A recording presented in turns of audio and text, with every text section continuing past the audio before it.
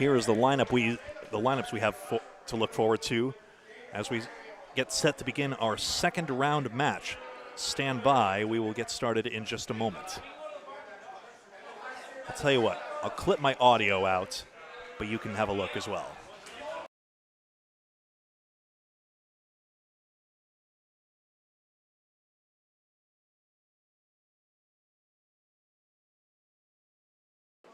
Nobody's getting confused by the fact I'm on mute, right? Hopefully. They're announcing high single winners right now. And then we will get started in just a moment. And it looks as though first ball has been called for, so we will get underway.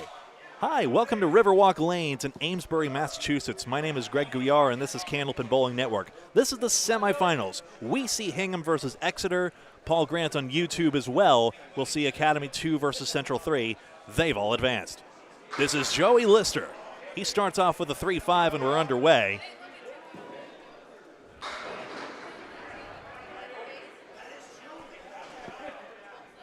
Those new to Candlepin, 3 balls per frame, and any pins dropped on the plate stay on the plate and can be used as live wood. Lister unlucky on that chop. No mark to start. Men's pro averages are in the 110s to 120s. Danny Harris had a 130 average at one point, but his teammate Justin Waters ended up with a top average at 128 on the season. Lister at 10 to begin.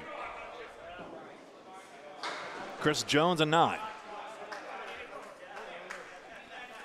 Chris Jones comes in with a 111 average.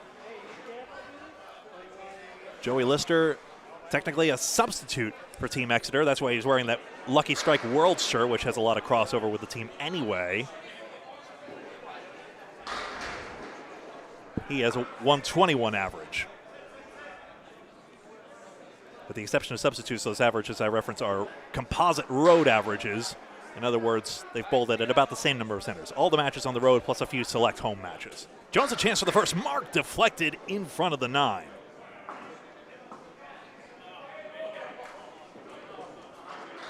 We're back, everyone. Tell your friends. Tell everybody.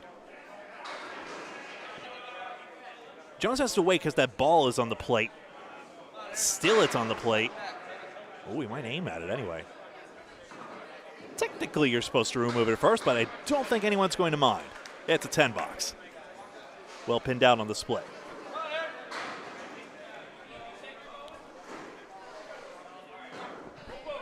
Now over to Chris McDonough and Aaron Fontaine. Aaron Fontaine, the super sub, 128. The highest substitute average. Chris McDonough also substitutes, and that's why they're not wearing the same colored shirts. They are not obliged to as long as it is quote-unquote presentable. Fontaine 278. McDonough, good shot here. Strike, eventually. But it went.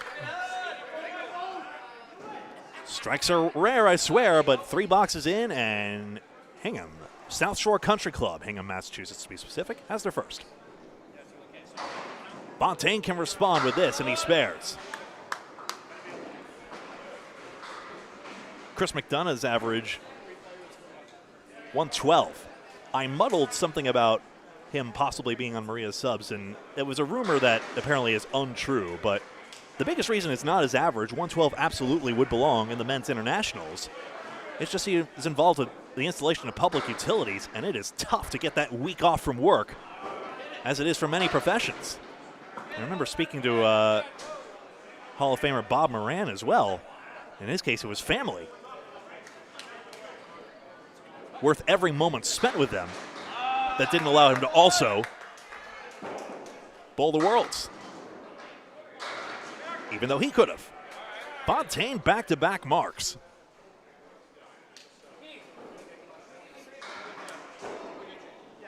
Commentary is not lagging. I just wanted to get that point across. 29-2 for McDonough. He's off to a great start in his own right. 29 and a mark for each of the 2 spot bowlers. Going against Aaron Fontaine, the Pro Series Playoffs champion. The Pro Series Bowler of the Year, Josh Daly, in action captaining his Central 3. They've advanced. Face Academy 2, who we saw earlier, Jeff Surrett.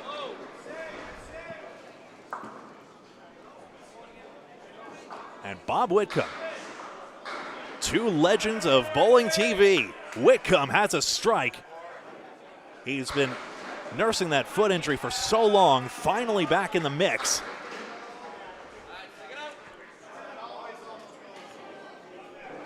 Bob Whitcomb, of course, a Channel 5 alumnus, and is the Comcast and multiple others as well. Surrett has a 10. There's Bob Whitcomb with that patented almost no slide delivery.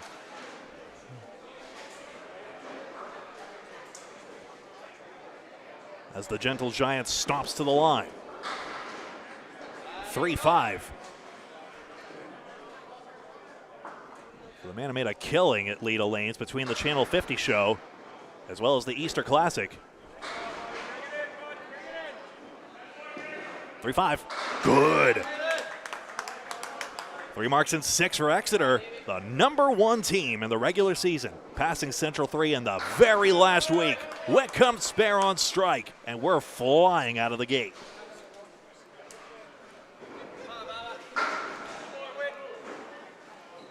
Baker, Barber, and a candlestick maker. That's Sean Baker and Dave Barber.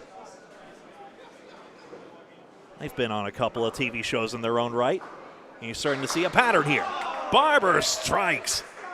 Mr. President making his presence known. President of the Friday Night Pro League. He and John Zappi alternate per the charter of the Friday Night Pro League. President and vice president alternate. Zappi captains this very Hingham team. Sean Baker. Down goes the 2. He was the runner-up to Aaron Fontaine in the Pro Series playoffs. He is still so strong after this long. Had a really good time. The 1-7-9. No.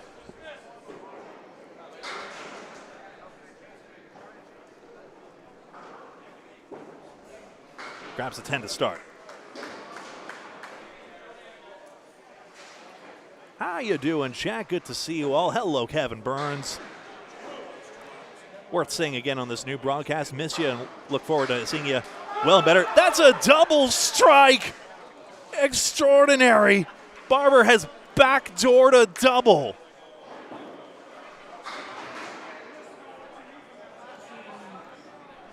Front door's locked for Baker, but he's got the 2-4-7-8. But looking forward to seeing you back in action, Kevin, very soon. Spare try. It's intact. I'm not sure he got all of the front pin he was after.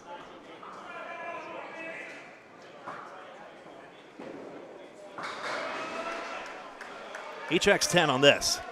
And another look at just how Dave Barber has gotten off to a strike-perfect beginning. That is 2-5. And the 3 into the 1. It happens. Oops. John Winchell and Chris Bover. As solid as you'd like in the anchor position. That is a head pin and crushed for a strike. How many of these are we going to have? We've seen 4 in the first 19 boxes from these teams. This isn't going to last long at all at this rate. Winchell ends up with the 4, 7, 8, 9, 10 in a boneyard.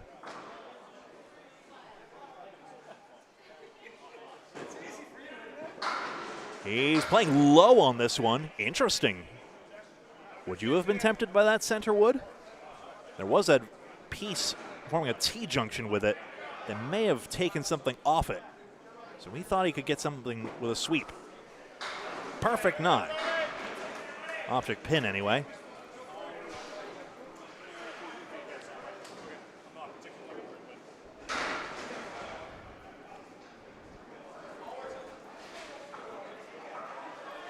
I swear it's Candlepin, not duckpin, but we're seeing strikes flying off the handle. 5 strikes in these first 19. And now a delay as we wait. So I can explain that these are the top 8 of 12 teams from the 35-week regular season in the Friday Night Pro League. There was a re-rack needed on lane 5. Mark Ritchie, the owner here at Riverwalk Lanes, along with Melissa Ritchie, his wife, doing a great job. Exeter, the #1 seed. Hingham, the 5th seed. Chris Bovair. Nah, you didn't see what your teammate did. You got to sneak in the back door. Come on. 2-4, 7-10 for Winchell.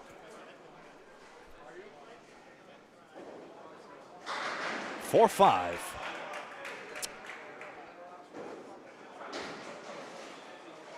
I'll eat my hat.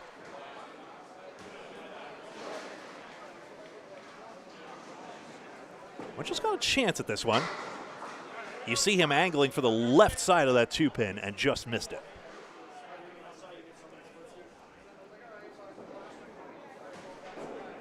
Bovair threads another needle, 8-fill, 8 boxed. Winchell takes 9, and we get a first look at the score check. As you see here, so 6 marks to 3 in the early going. And excuse me, I got to mark this one properly for Barber. A double strike to start off, and McDonough doesn't have a strike up, so finally I got the smudges the right way around. Sheesh. 30 in a ball, 20 and 18. And then for Exeter, 19, 29 in a ball, 20 in a ball, double strike, and 26. And there we go.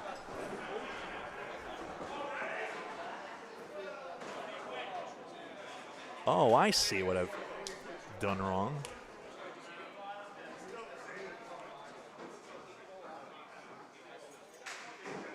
Oh, I didn't think this through. I had a light green transparency, but I've actually...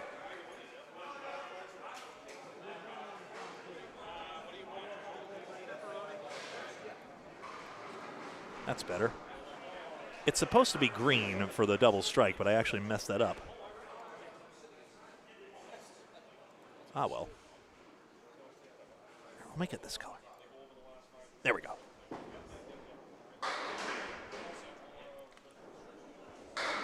Chris Jones, the 1, 2, 4, and 8. I was using a green screen effect, but then made the double strike the same chroma key green, and there we are. Anyway, that's my boring explanation out of the way. Joey Lister, opposite Jones's 1, 2, 4, 8. Bundle of 5.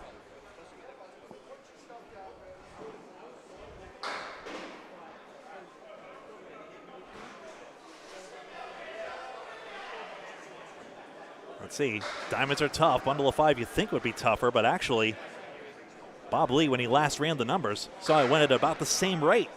Jones, a good third ball, gets a 10 box out of this. Lister cannot get the out here, so Jones gains 1.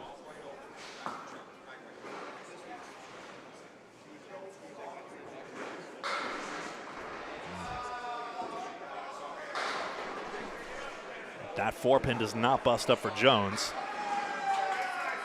He'll have some work to do. Lister, the ball over curls. He's got the 1-3 though. Quarter hit. Ooh, 4-pin flies over the top of the 6-10. Joey spares. Team Exeter had a lot of injuries. Jonathan Boudreau and Eric Pelletier, tough losses for them. But they're undergoing their various procedures to come back. And they will be back in action next year, I'm sure. But the substitute talent they found in the meantime. Lister and Fontaine, of course. Lister with that 121 average. We saw Dean Sullivan earlier, no slouch in his own right. He had a 116 average. Chris McDonough, 5 to begin. Fontaine on a spare. 9 last time, 10 this time. And Tom Olsa's grandson and protege just keeps on going. Strike on spare. Shout out to Nate Fontaine if you're watching as well. Nate Fontaine made a Pro Series final this year with Nick Norcross. 39 through 3 for McDonough. Aaron Fontaine also placed 3rd in this past Easter Classic. 2nd, Tim Hazert. 1st, Josh Daly. That was the 20-string annual tournament at Leda Lanes. The consensus among bowlers is, I will happily bowl a 20-string, but I'll only bowl it on Easter if Leda Lanes finds a new location. 8 drop for Fontaine, denied a double. Outside horseman, McDonough has his second mark in 4. For the front 4. No, just not on the 4-pin. 58 through 3 for Aaron Fontaine.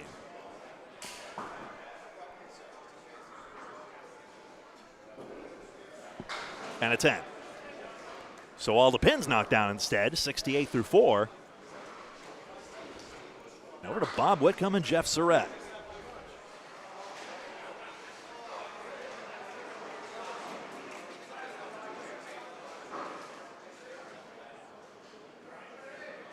It continues to amaze me how spoiled we are to have legends of the game still bowling at this incredible level after all this time.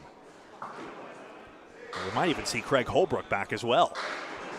Whitcomb gets a 6 fill on his, Surratt 5.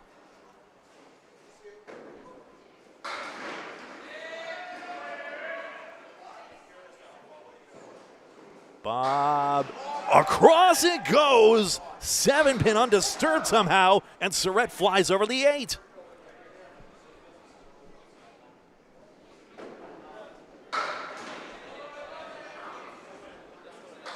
Ten and 10. Both were impressive near misses. We'll take a look at Whitcomb's. And notice the sidewall action he gets. And just narrowly misses the 7. Exeter off to a flying start, 8 marks to 4, effectively 9 with the Barber double. 8 into the 7, Whitcomb's got a break here. Surratt displeased, he gets 4. Great to see you all making your way back here. I hate disconnecting the stream, I really do. I just thought it was best because we couldn't tell how long the delay would be between matches. Spare, Whitcomb, 56 and a ball through 4. And now Hingham starting to claw back in. Exeter way ahead. 2 pins conceded there, only the first 2 for Jeff, 43 through 4. Bob's got 56 and a ball through 4. And now this.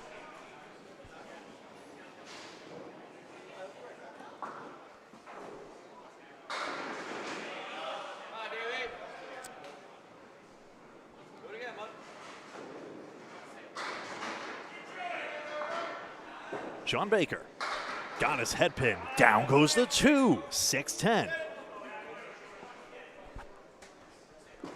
Barber got his head pin. He will not triple. The fill is 6 on the first one. And he gets a 2-2 split. Spare for Baker, his first. Barber looking for sticks on the strike. It's 1 more. So 43 through 2 to start off. Wanted the 2 on the left side, that's the idea. But he's going to get stuck with a 7 box. Give a little bit of that back, but still, 50 through 3 is a tremendous beginning. Hingham has those extra marks. Keep an eye between total and game for those yellow smudges. You see 34 pins is not entirely 34 for Exeter. A lot. 4 for Baker on his fill. Missing the head pin happens often enough. It's not the end-all be-all. Just come back on it, but he wrangled around the 4-7, did Sean. Close for Barber, 6-pin.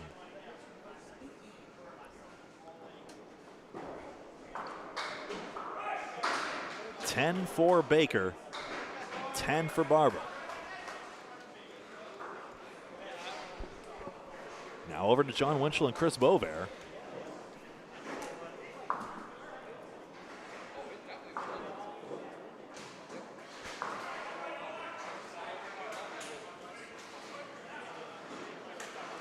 Two stars at Channel 50, WNDS Candlepin Stars on Strikes. Stop me if you've heard this before. Candlepin skins as well. Winchell, as steady a cross lane delivery as it gets, and he strikes.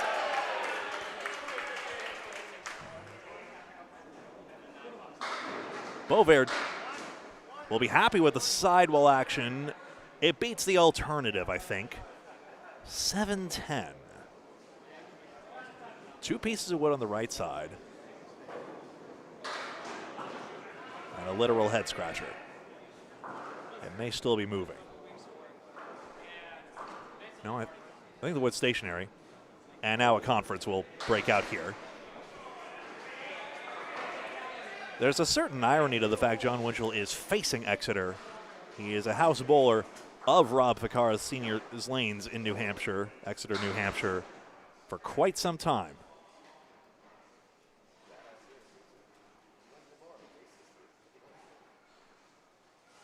Doesn't imply lack of loyalty then again. Ooh, 10 pin. Will not go into the 7.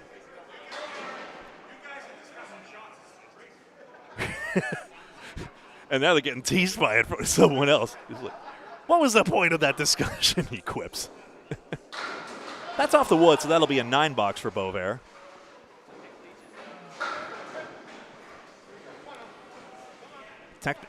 It is not the commentator's call to make, but it was pretty clear that it hit the wood in the channel first. Exeter Lanes, Team Lucky Strike in the men's worlds. Call it what you want. They're famous for having those long discussions and making sure they get their wood shot absolutely right. 3-4-6. Beauvais didn't bend all the way over. Don't tell Paul. Takes out the 6-pin on the first ball.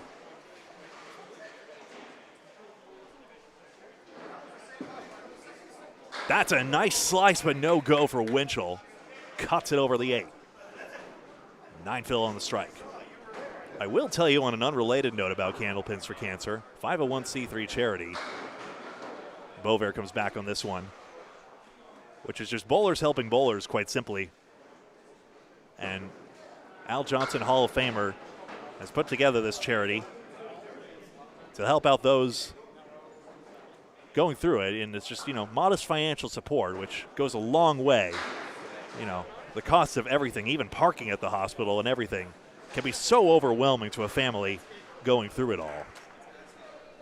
And if you want to do your part for the bowling community as well, then you could go to Candlepins number 4, cancer.com, and you can help out today. Winchell has a 9 box and needs to correct that piece, so he's on 46 through 4. I'll see if I can peer over Pelletier's shoulder here. An Exeter lead is clear at this point. 3 strings total pinfall, nothing else matters at this point. I think I had that last box backwards, quite simply. Beauvais has an 8 box, 43 through 4.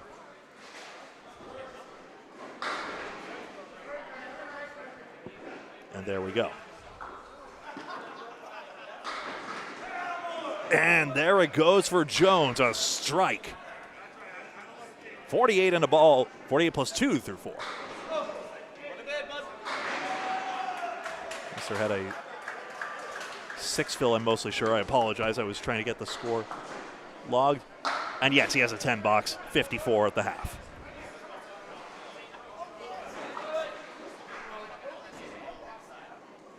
There's that hammer.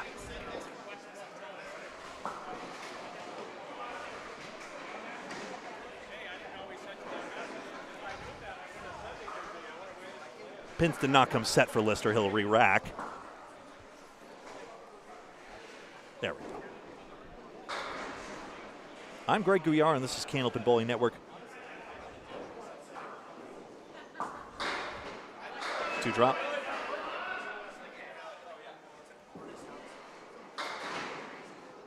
Just 4 pins out from Jones.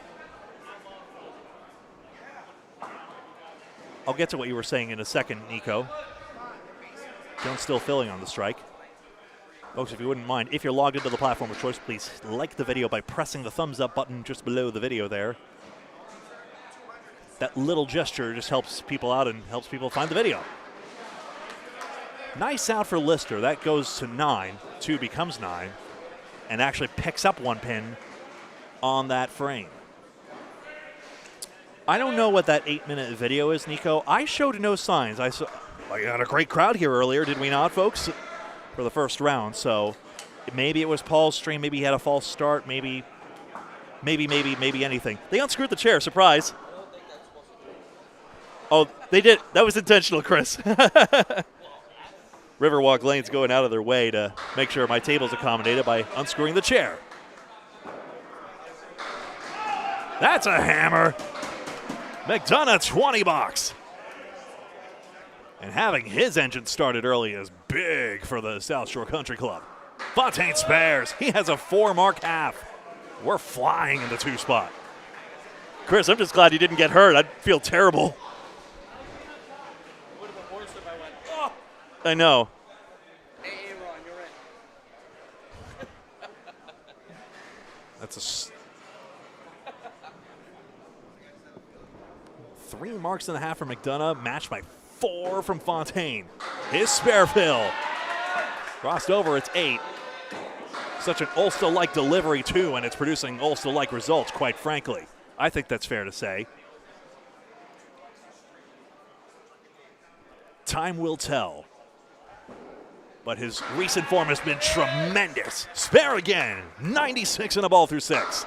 And a spare to match. McDonough takes another 20 out of the ATM. Spare, strike, spare. This is top shelf bowling. It goes to Whitcomb and Surratt.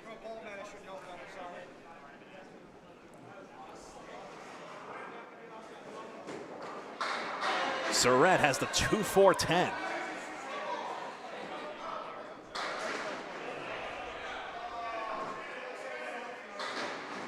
Bobby Witt, 6-pin is wiggling, but not falling, so the fill is 8. Surratt double dribble at the line, no go. We're getting spoiled, folks. This plank should be a gimme. 4-mark half for Whitcomb. 10 box for Surratt. I could use a few more head pins here. Had the 7th best average in the league. Jeff Surratt, 122. Bob Whitcomb, remember there was injury involved. 115 was his average. Triangle number 6. Bobby filling his 4th mark. Thin hit, 6.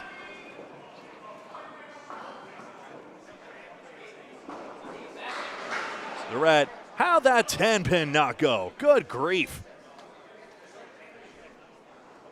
We'll see it again on replay. Whitcomb. Nothing on the diamond. Jeff's not interested in shooting while there's a ball in the gutter. Not that I'd expect him to hit it, but it can be distracting, plus the specter of shattering your ball with still this and a hoped-for finals match to come would be devastating. Plus in this economy, goodness gracious. Anyway, you see how vertical that wood was here on this replay, and you see it just bounces off the wall. So effectively it's too much red line, but harsh to say because the sweet spot was very, very narrow on that play. Dave Barber. His ball was producing 2 strikes off the hop. This time he's got a 4-2 split.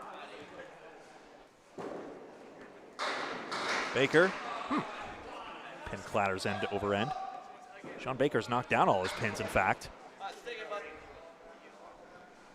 And this is the humility that Candlepin bowling generates. Suddenly you're flying, first you're flying with strikes, and now suddenly you're suffering for pins on the 3rd ball. Say the same for Baker, who's now got a gap in the middle. Dave has an 8 box and a 68 half. Baker leaves his first pin standing for an 8. Chris McDonough has not left any pins standing left by the by, neither has Fontaine. Box 6. Even thinner hit than the last one, 5-1 split. 1-2 is Barber's pocket, so I guess it was tailing away. Baker, 4-pin tap twice, no go. For want of another phrase. Heck of a bid by Barber. Sean's trying a single. Now just wide on the left side. Funny game for Barber. 2 strikes, 3 splits. Go figure. As always, a split implies the head pin. 9 box each. And all told, it's a tight match. 7 pins, ball aside. John Winchell and Chris Bover. John Winchell at a 116 average this year, road average. Chris Bover, the 6th best average in the league, 122.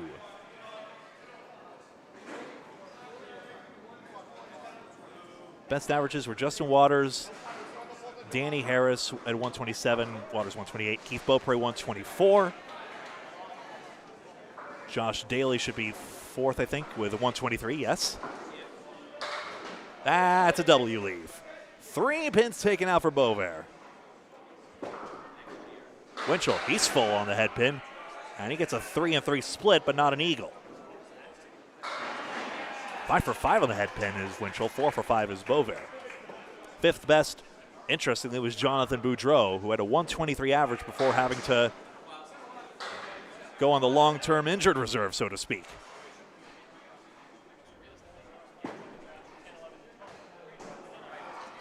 Both suffering with these splits.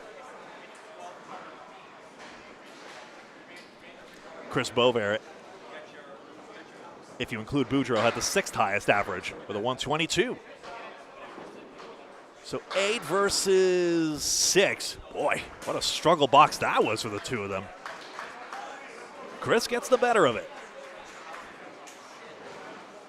John is the better of the comparison by now, just 1 pin. 5 pins for Hingham, that's it. They have 1 extra strike and 3 extra pins in pinning.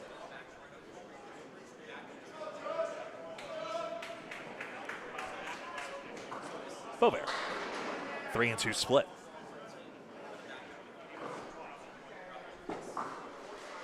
Winchell's first head pin miss and gets a very rude awakening. Quarter Worcester.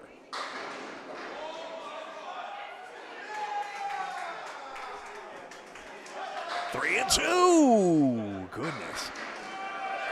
Bover can't get the slice into the 6. We got it over the 9 spot. Winchell, those are good sticks at least. He'll be happy with that 3-6 hit. So that solves most of his problem. Paul Grant live with the other match, Academy 2 versus Central 3.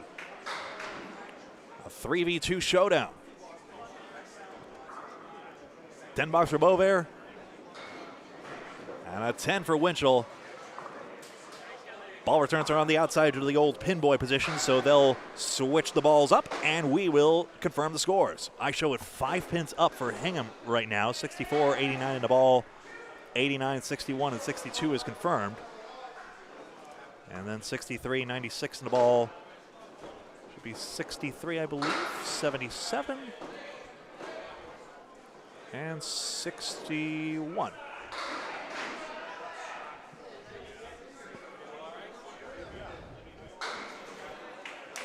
Yep, that's all confirmed. 5 pins, that's it. Total pinfall is all that matters, so we still got 24 boxes, really, in this match. Winner moves on to the finals. Will Exeter be playoff champions as well? Most of the cash award was for the 35-week regular season performance, but still a significant chunk on the line for just their performance today.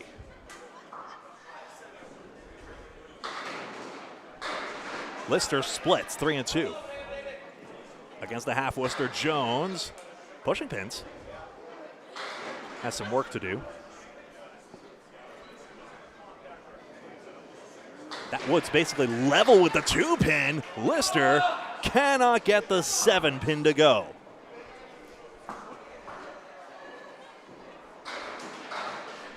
So a 9 for Jones. And a 10 for Lister. 1 pin gained.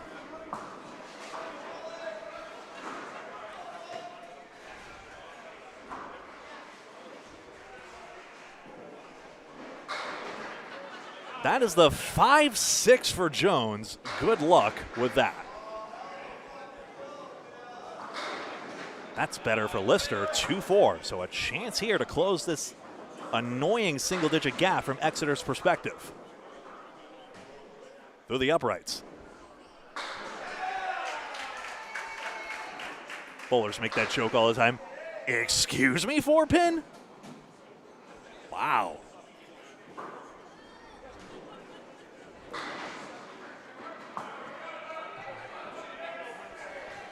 He'll pick up 1 pin. By the way, here's how that 5-6 results. Trying to figure out the entry angle here. So it's a crossover side. And I'm going to take another look, actually. One more look. Yeah, 3 pin around the 6. It was that thin. Go figure. Chris McDonough on a spare. 8 fill. This 2-spot duel has been quite something. 97 through 6. Fontaine crushes them. It's a strike on spare again. McDonough foiled by the wood. That's a heartbreaker. He had the shot. He gets all his pins down again, so he's still on a perfect string. But you see the obnoxious angle of that wood, and it bounces off the sidewall and ruins his box. He's back on his head pin again. Check mark left. Aaron Fontaine on 6 marks and 7. On a strike. Not on the head pin this time, but look at the mix he gets. 1-2. McDonough, no. 2-5.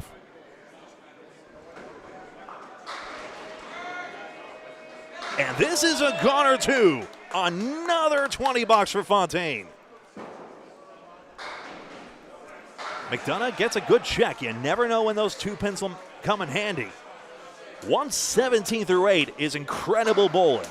136 in a ball through 8 is extraordinary. Bob Whitcomb is 29 over par. That's a good thing in this game. Par 10 a box. He starts on his head pin. 5 pin has a plank there. Even the red line should be good. Jeff Surratt, 6-7-10.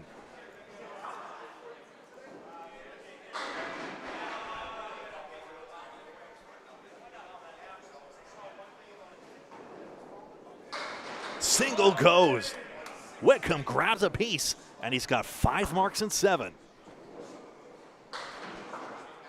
Surratt was just going for the slice there. That was a darn difficult shot. Okay, it wasn't. Stop sucking. Horrible 9, Jeff. Way to live a pin standing out there, jerk. Exeter's razzing the you-know-what out of each other. Chris Bover said, good bit, Surratt, as one normally does. And Jeff turned to him and said, no, he doesn't. No, he wasn't. So he retorts, horrible 9, Jeff. You got to keep it loose out there. There's a lot of money on the line. But when you're as accustomed to the pressure as all 10 of these guys are, they know just how to stay loose no matter what. Surratt the better lead for the check mark. Whitcomb has a chance here, 4-2, not the 6-10. Check marks goes as 1. Surratt's second mark. Proud of you. 9 bucks. Bob Whitcomb, 112 through 8. Sean Baker and Dave Barber. That double strike may have spoiled Barber, who's accustomed to high scores, of course. 23 bonus pins on those 2 strikes. And now looking to reclaim the magic. Exeter has those 2 extra marks, so they have that significant advantage. Have I mentioned Aaron Fontaine is a juggernaut right now?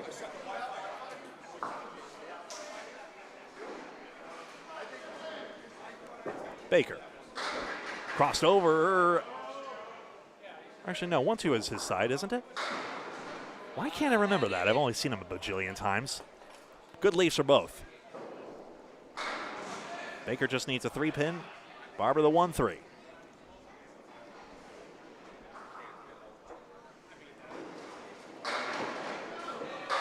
Straight as an arrow. Baker spares. And Barber, oh, there's a 9 pin. Now there isn't. He spares as well. And I'll remember to check my blind spot, including when I drive out of here. 9-pin was falling this way and that, but it goes. Exeter still with the advantage. Baker loads good on this one. He's got 9.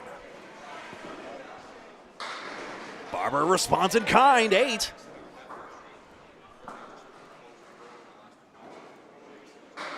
You see it there, 4 pins plus 2 balls.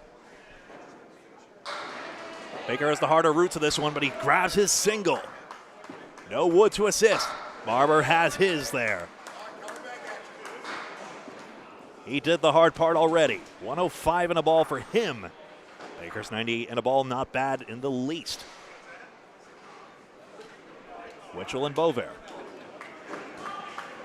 That's Jon Winchell to you.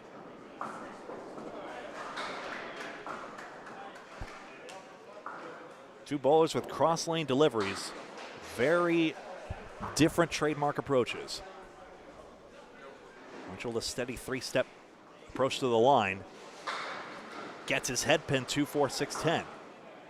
Bovair with one of the biggest leans in his approach. Corner hit, 1-8. 3/4 hit, they call that actually. Or, yeah, corner hit. 3 pins out for Winchell, good bit at that. That's his 5th split off the head pin. 1-8, and the ball deflects away. Ball weighs about an ounce or 2 less. Then the pins, which weigh 2.5 pounds, so that's the classic physics of this. The ball doesn't just plow through like in the other games. Bovair has 9.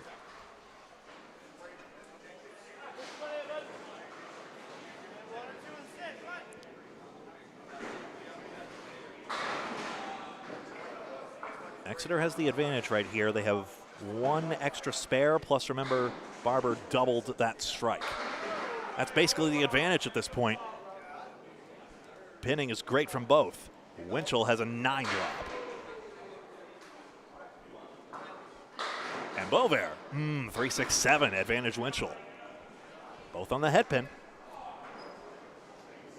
That is an annoying piece of wood, though. That red line will surely deflect the ball. Could John find his way there? Uses the low wood. Good shooting.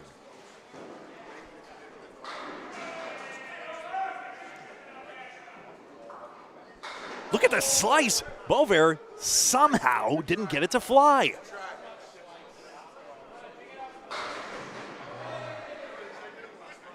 Just didn't make it off the standby list.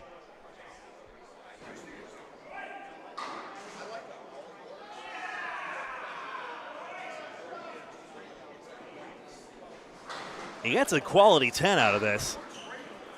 Exeter will be happy with where they're at right now, but that was a key spare by Winchell.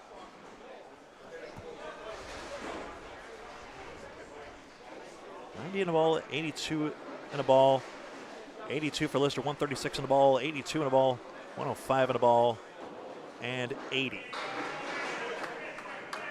Extraordinary scores racking up here. I mean, we're probably on course for a couple of 600 strings out of these two teams in the early going.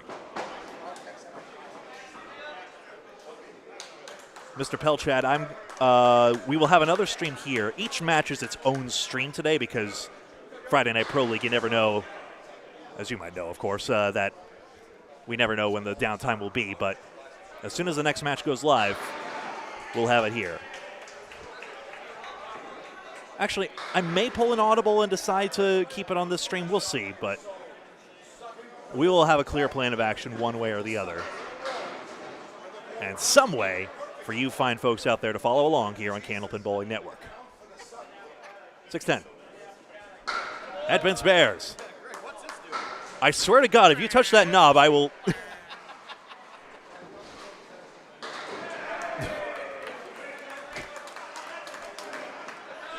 If you touch that knob, I'll run against you. I don't know. 91 and a ball for each. Am I too loud in all seriousness? Okay, good. Lister gets 7. 99 through 9. but somehow only 5 pins for Jones. That's puzzling. Usually, if anything, he gets more full hits, in my experience, seeing his bowling. Lister back-to-back in 9 and 10. 109 in a ball. Try it with the wood. Nothing went right. Well, in the directional sense. You know what I meant. It was a good ball. And a quality 10 for Jones. He has a 106. That's good pinning. 2 marks and then 7 pins left standing. Lister to fill his third and final mark with this last ball of the string. He got a good one. 8 more, 117 for the 3 marks. He only left 4 pins on the plate. So 13 pins in a ball for Exeter in the early going.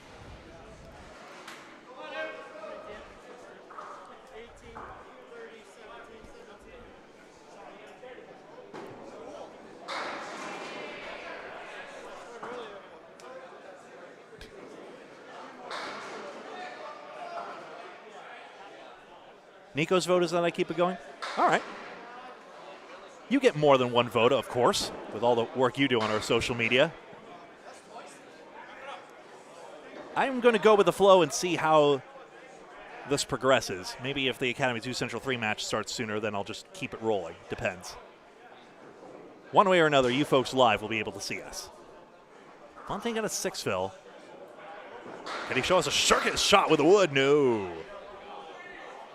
One of the 6-10 gives McDonough a chance, but he can't find his way to the 3. Chris has absolutely been holding his own.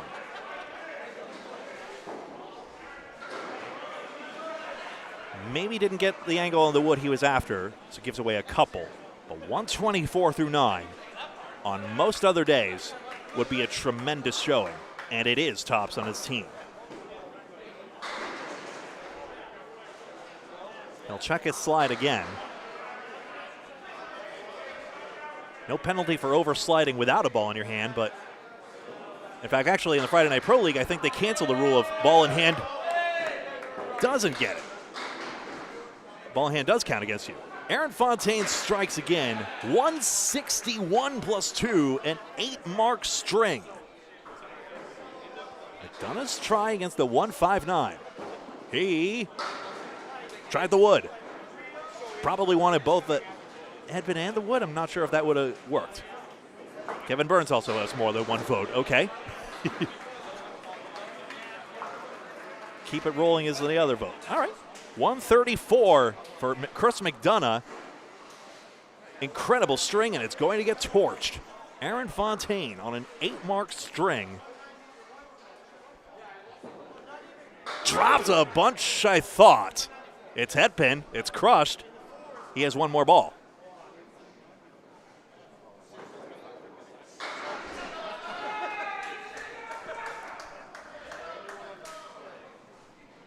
Don't worry, I pointed out the injustice. Fontaine wants 3 more. 2 more is fine. 169.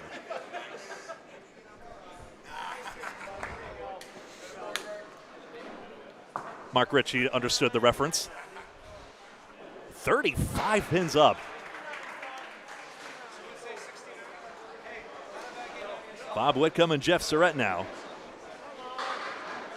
That's a 9 drop for Surrett on his spare. Exeter continuing to grow the advantage.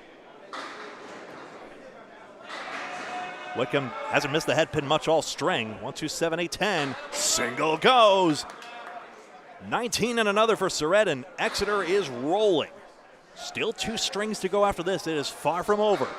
And we've seen the explosiveness of these bowlers, including Whitcomb, with that pickup. 22 in a ball.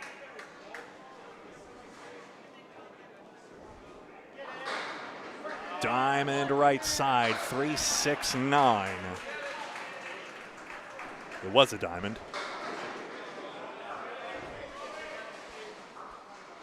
Whitcomb's looking at 5-8. Where's that? Another one. Oops. Shoot.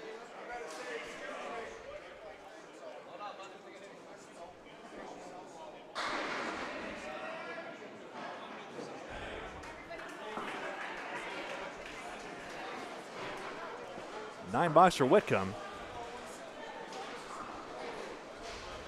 Sorry about that.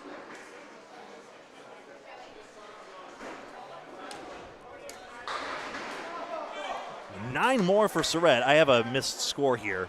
Jeff Surratt, 127. Bob Whitcomb should have 137, I think that is. 139, excuse me. Sorry about that, folks. That happens from time to time. But there we are. Now Sean Baker and Dave Barber. Just 3 out on this fill for Exeter.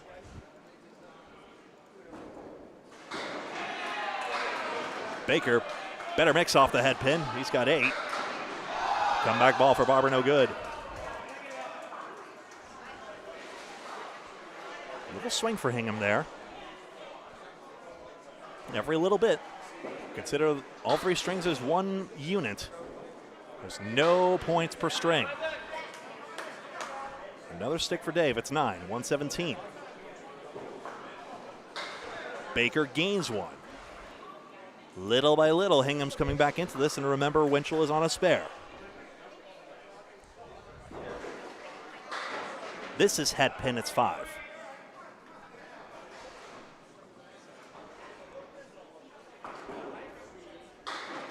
Three more for Baker.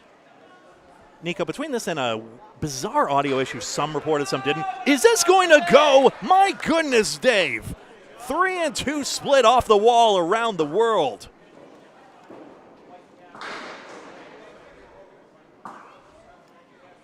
Baker's provided magic before, but not this time. And we're going to see that one again. Nico, I have a way to do it with local recordings as well. We'll coordinate after this. But first of all, look at this thing of beauty.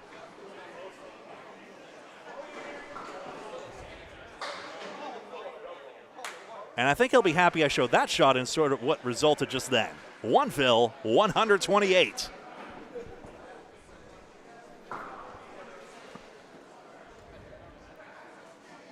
Over to Winchell and Bovair.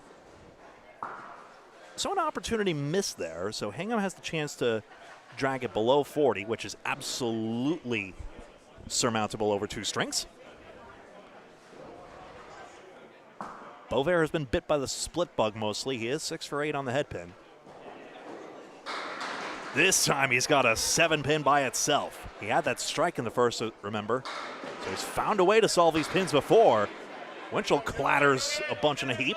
And he loads 8 more, so now we see the lead is below 40.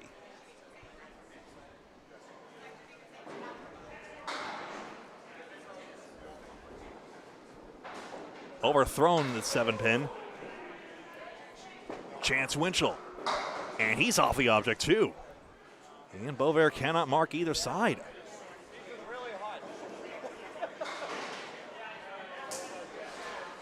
So a 10 there.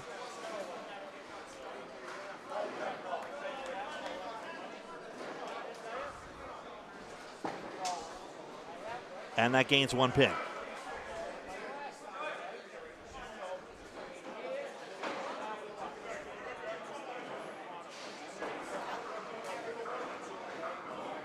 Great crowd here. Yeah, how can I say no to separating? How can I say no to keeping the stream going is what I meant to say. Use your words, Gregory. Strike! Bookend strikes for Bovair. 100 plus 2. How about it? Winchell thought he had a hammer. Instead, he's get greeted by the 410. At least it's not a triangle, right, John? He was a contestant on the Candlepins for Cancer ladder. One of the many Keith Beaupre victims in that tournament. Across, but not into the 10. The wood was nigh impossible to navigate.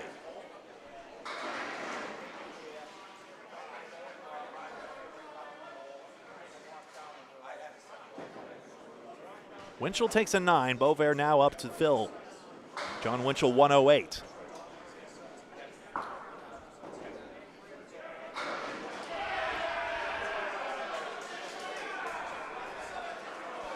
Two balls to fill. That solves most of his issue. This last ball for count.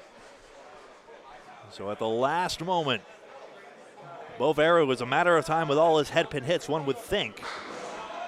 Headpin hits were 36-31 in favor of Exeter, by the by. And he's going to get a 9 fill and a 109. Unofficially, of course, we'll confirm that now. Take a look while I take a look. 106, 130. It is 135.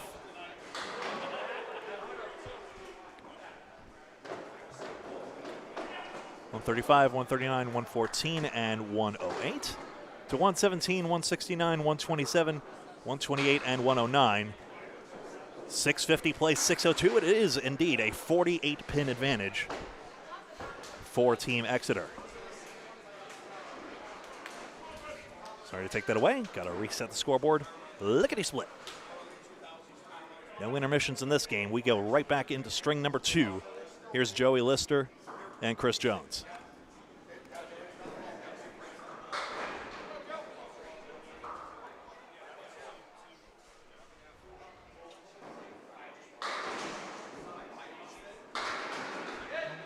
Two, 6, 7, 10 for Lister to begin. Jones, 5 pins again. Nothing went to the back.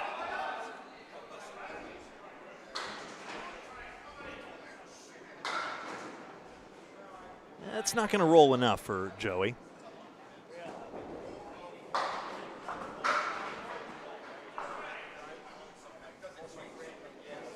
+1 to Joey. And we're underway in the second string. This is Greg Gouillart here on Candlepin Bowling Network. I can do a legal ID however long I want.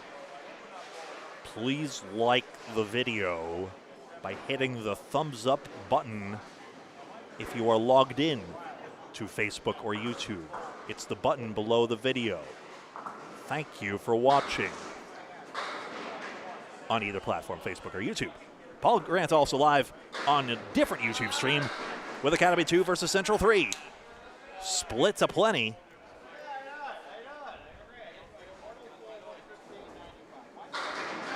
Can Jones billiard cue this wood? He plays the low side of it. Good shot. He's on the board with a spare. Scorpion tail kick he leveraged. Joey Lister want to play conjunction junction on this one?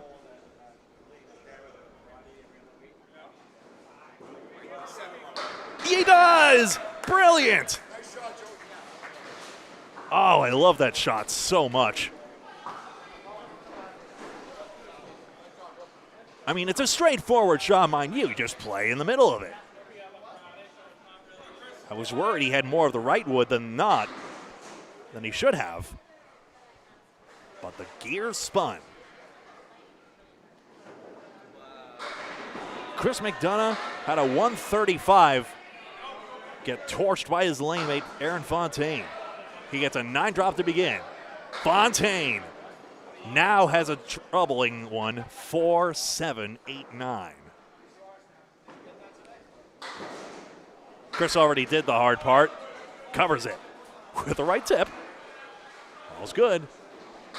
Ooh.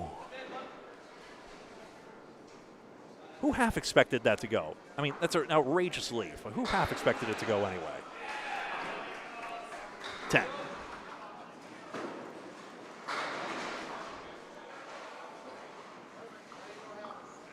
I still got the Joey Lister replay queued up.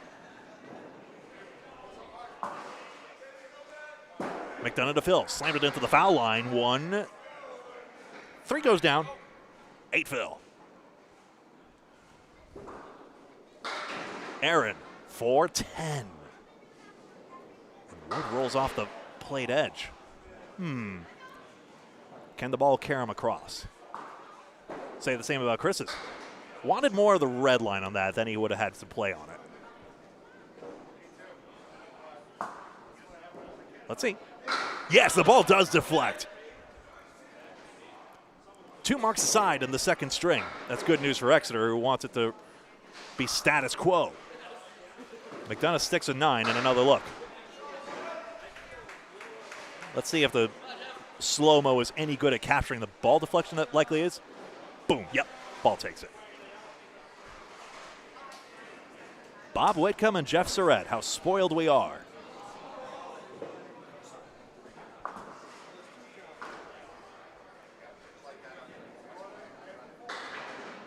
Whitcomb, a Hall of Famer.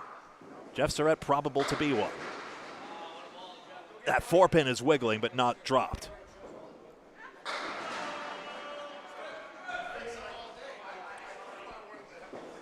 We call this one the 6-pack. Bob Whitcomb gets 5 of them. Wood deflected in. Was that the reason why half of us got that one last month?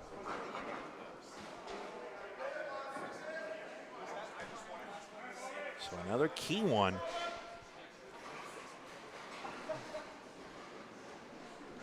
I wonder if there's any way I can blow some smoke signals to see who's winning Central versus Academy. Central 3 coasted to their victory. As did Academy 2. Really, neither team had a big challenge against their opponents in the first round. Whitcomb, 3, 6, 7, 10. It's cuttable. Surratt Sparefill is 6. No, it's 7. What about the 2-pin? It's 7.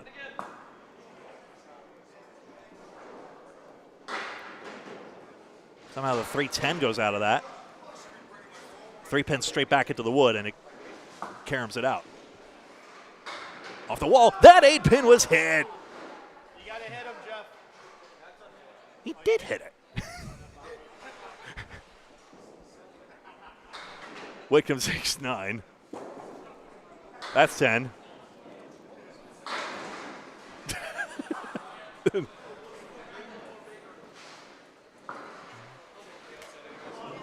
Sean Baker and Dave Barber.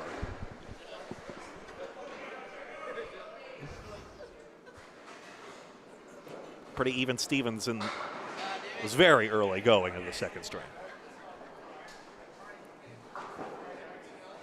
Maybe wait till everyone has a turn, Gregory. Baker gets a 1-4-7. 1, 2, 4 goes down, yes. 1, 2, 9. It's not really that much better, but Dave will be happy to be looking at one less pin. Nothing shoots forward for Baker. Barber.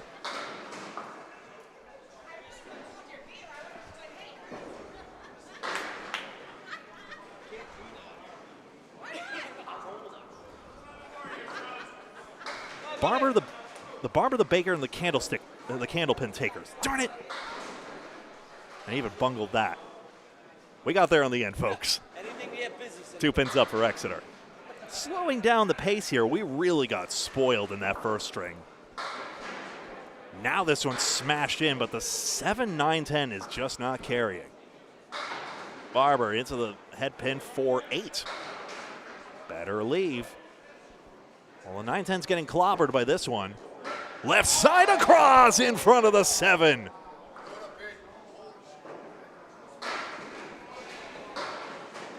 A chance missed for Barber.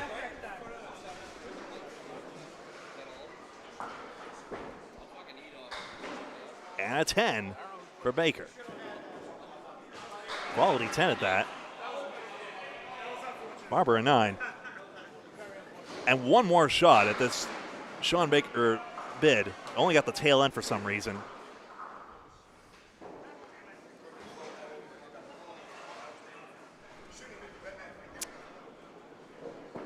That's how it goes. John Winchell and Chris Bovair.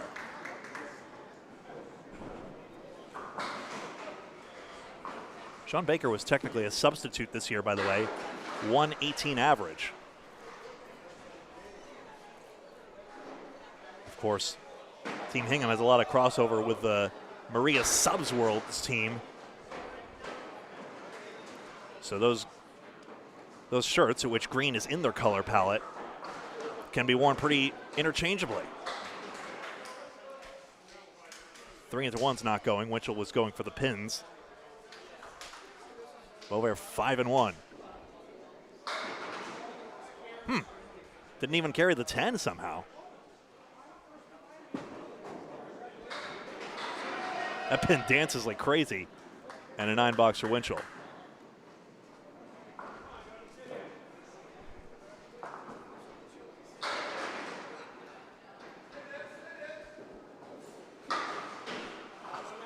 And an 8 for Beauvais. All right, so string is back to even now. 3 marks to 2 in this early going.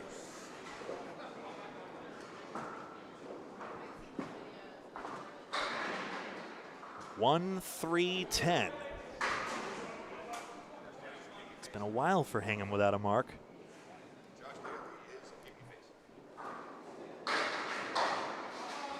How about that 10 pin? Yes. Beauvais has a chance here. 1, 3, 10 is not a bad one either. Annoying wood in the way, and it deflected the ball away on Winchell. Chances each side. Beauvais also does not want to get deflected by this wood either. Unlikely. Yes, that connects. There it is, 18 and a ball.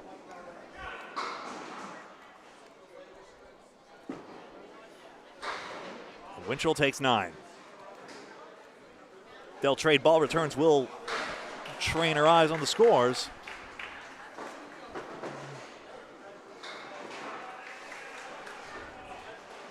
I don't have the spare up for Fontaine for some reason. There we go. 3 spares to 1. That should have been what it is. 20 in a ball, 20 in a ball, 27, 18, 18 in a ball. And yes, everything else is confirmed. So, John Zappi and Eric Pelletier, not on the active rosters today. Rosters are either 5 or 6 men decided at the start of the season. Substitutes are allowed if they aren't protected by any other team's main roster, of course. As Exeter is taking particular good advantage of, though Hingham as well. I mean, both teams have had key injuries. And yet, the strong winning culture each team has developed here. Both recent finalists in these playoffs. Attracts the best of the best. Jones has an 8 drop. 4-8. Good. Back-to-back marks for the leadoff man. Theme of the day, folks. Remember, watch out for the silent but deadly bowlers. We saw Al Kessick and Joe Smith earlier sneak up on us with some great scores. Chris Jones with his 4th mark. Lister is 4 as well. He gets the 3, 4, 6, 7. We're seeing a lot of these 2 and 2 leaves, and Lister is literally all head pin splits right now. Jones, meanwhile, washes out 8. It all averages out. That's why we play 3 strings, but getting off the head pin has produced a better result. Everybody at Exeter recoiled like I did. And maybe you folks did too. Jones has missed this opportunity, though. Hingham is gaining on paper in the string. Maybe he can gain 2 pins, just 1. But remember, Fontaine's mark here and Beauvair's mark to come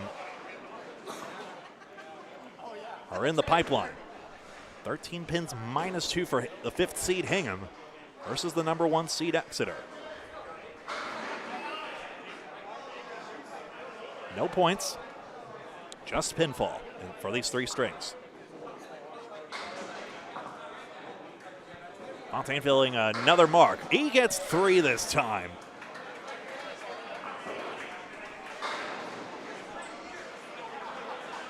Four horsemen and an inner pin. Sleeper pin for McDonough. That's not too bad. What a bid this is with the 2 pin. Was the hardest one all along. McDonough dropped this one at the line. But it's so easy to just cherry through those pins. That's 10. McDonough has been pinning so well today. That's a 1-8 conversion for a 10 box. He is still only left 3 pins standing in the now 8 marks he has 8 boxes he hasn't marked it. Darren Fontaine's only left 1 pin standing in the 4 he hasn't marked it, including that. Violin bow slides between the 3 and the 6. McDonough strikes. 3 strikes and 3 spares. His bowling has been on another level today.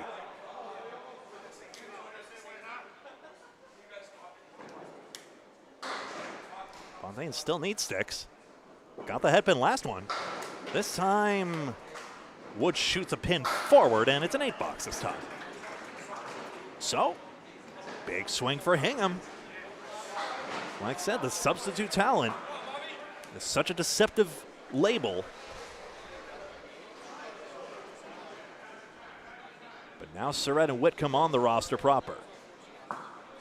For the distinction between who's regular and who's substitute, you can always go to our friends at Alley Chat, who have the original spreadsheets up as well, in addition to weekly recaps from Kyle Bruce, I assume after these playoffs as well. It's up to him. But also links to the original spreadsheets as well, so you can see this distinction. Good bid on the 3-2. And now Surratt overcuts it. Everybody has somehow. There's these great slices that just are not getting rewarded. Quality 10. And all the pins knocked down through 3.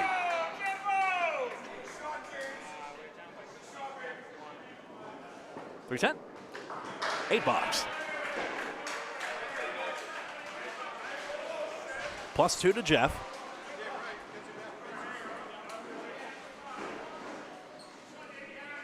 This is Riverwalk Lanes in Amesbury, Massachusetts. Mark and Melissa Ritchie's beautifully maintained 8-lane wooden house. 8 wood lane house. Some of the best acoustics in the game. Maybe you can tell on the headset mic. But the thunderous, echoey strikes of the place are the former Lafayette Lane's trademark. Whitcomb has a chance here to shave the lead even more. 5 pin. It's tailing left. He's got it. Another single he's got by the hair of his chin. It's good, though. That's a prudent 3rd ball. Surratt 9 box. So now Hingham is closing the gap here. They are doing the job they need to, and they do not need to do it all at once. This is just the middle string of 3.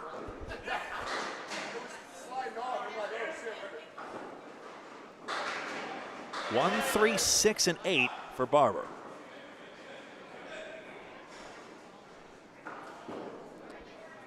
Barber had that double strike in the beginning. Both these bowlers have 3 spares.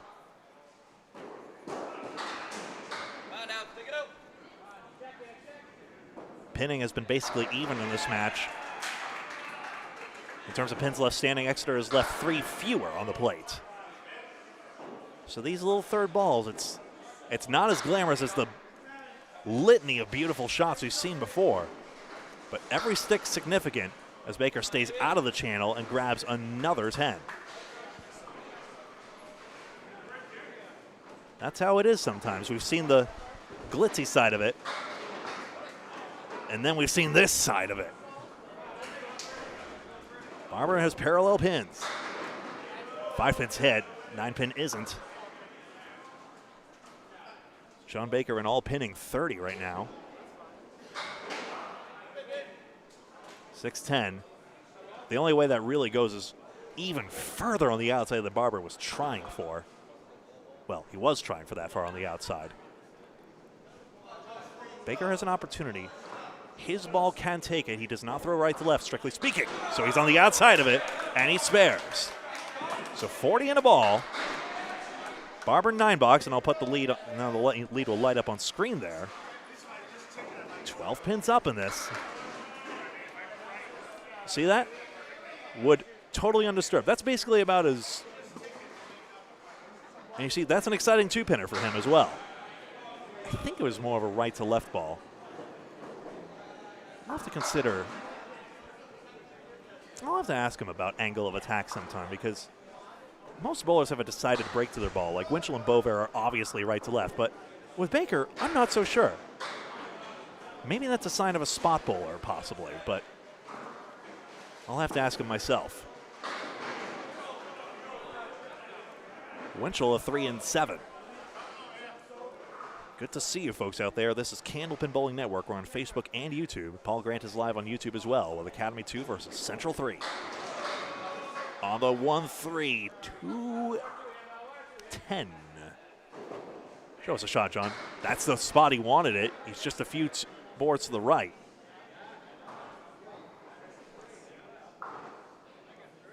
Not a lot of generosity on these pins all of a sudden. That's a nice 10 for Bovair. The wood was connected. Get over, thank you. 9 box for Winchell. Sean Baker has knocked down all 40 pins he's seen. Haven't seen a perfect string yet. We've come close a few times.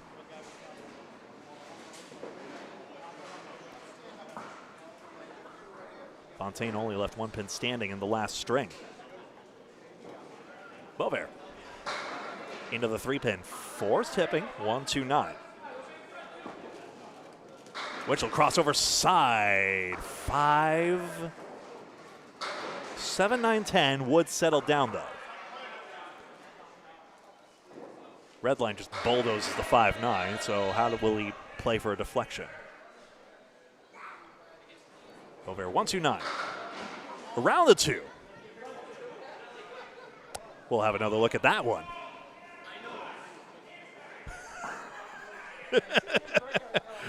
He says, I know, Craig. What a spare that is by Winchell. Well, partially because that shot was so amazing and because Bovair was so lippy to me. We'll show that one instead. Love you, Chris, I kitten. But that's on the right tip of that wood, and then wood comes off the left wall to take it, and we get a full look at the scoreboard here. I show a 9-pin advantage for Hingham in this string, plus all those marks. So really, this 39-pin total could dwindle in a hurry. 47 plus 2, 36 plus 1, 40 plus 1, 37 plus 1.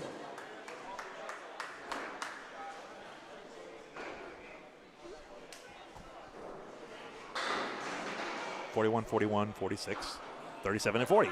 There we go. So again, note those extra marks. That 39-pin lead by Exeter is deceptive. This match is rating to tighten up in a hurry. Jones not yet on a mark. He's got the 2, 6, 7, 10. Lister. Crushed it. Strike. After all those splits, that hammer was cathartic for him. Roll across. Jones getting pins. 2-10.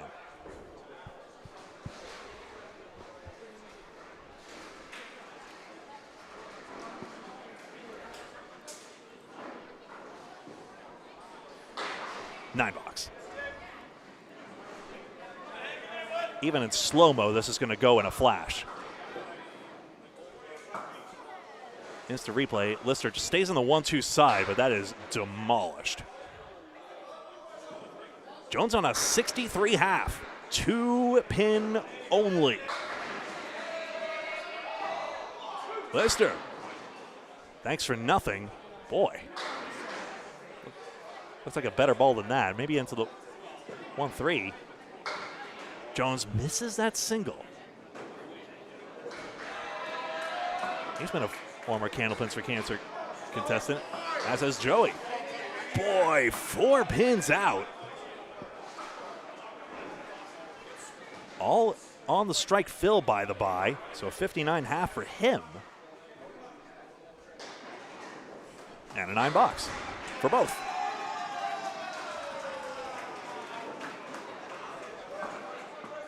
Log that in here, and that is 72 through 6. And now the barrage of Hingham marks, starting with the man on a strike, Chris McDonough. He could have a 60 half as well. He could have more than that. Will they still mix? 3-7. And Wood in between. If he goes red line before the pin, that should work. Fontaine. Suddenly can't get the time of day. He's got the 2, 4, 6, and 10. And that's good. McDonough finds a way. Ooh. Sorry for the shakes. Strike on, strike then spare for McDonough. 67 plus 1. He has more than that 60 half. So opposite the sudden slowdown of Fontaine. Almost got a 10, by the way. Not much of this 3-7, but so he did play pin first, and it spun in front of the wood, but it did take it. That's going to be a 5 fill, though. Too bad, on the head pin and everything. Aaron. 3 pins out. 5 pin got taken out as well. Tough for a lefty to do this cut. Trying to angle it into the 3-6.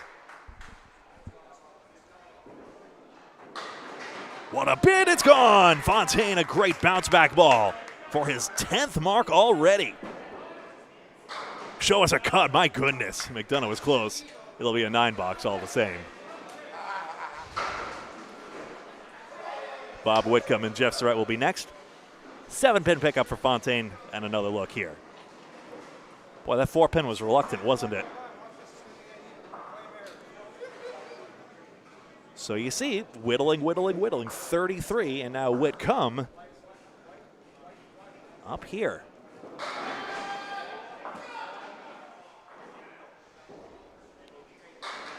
Didn't quite make it to the head pin, 5. Surratt, 5, 9, 10. So down to 28, minus a ball for Exeter. They're still in the lead. This one gets away. Sweep the wood. No, just into the 9.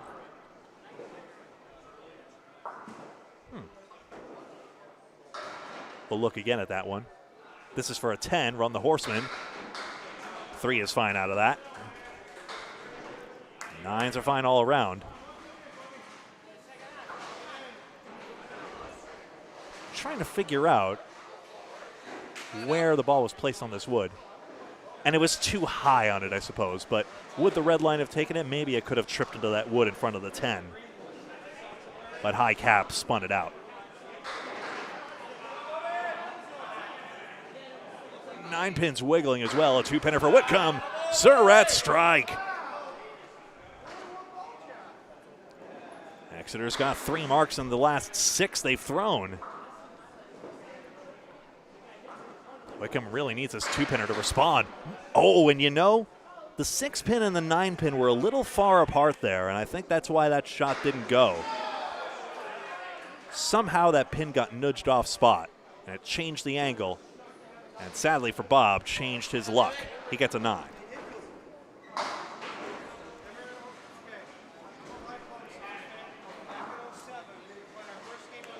Really didn't get a shot of the other one? My bad. Baker and Barber.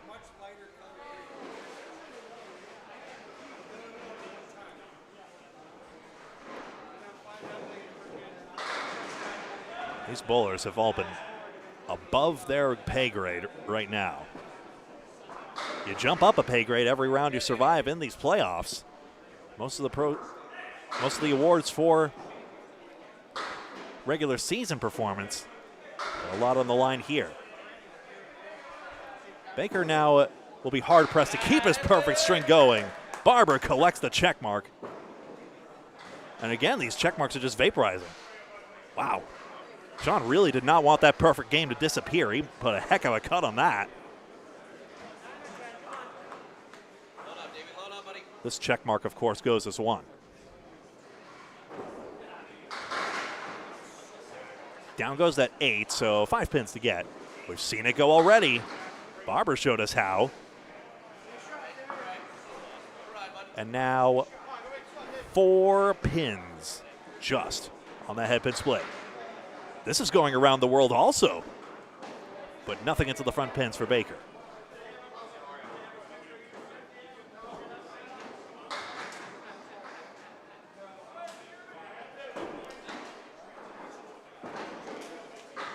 So Exeter happy to keep things the way they are right now. They still lead. Pinning remains just about even right now. It's within 5 in terms of pins knocked down. Exeter has knocked down 5 more actual pins. They lead by 27 and an extra strike, which will have the spare to fill, of course.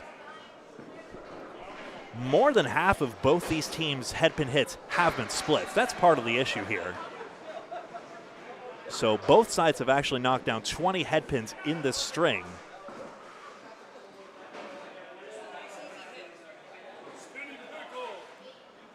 And yeah, 20 headpins in this string. And then it's 13 to 12 in splits for Hingham. One more split for Hingham.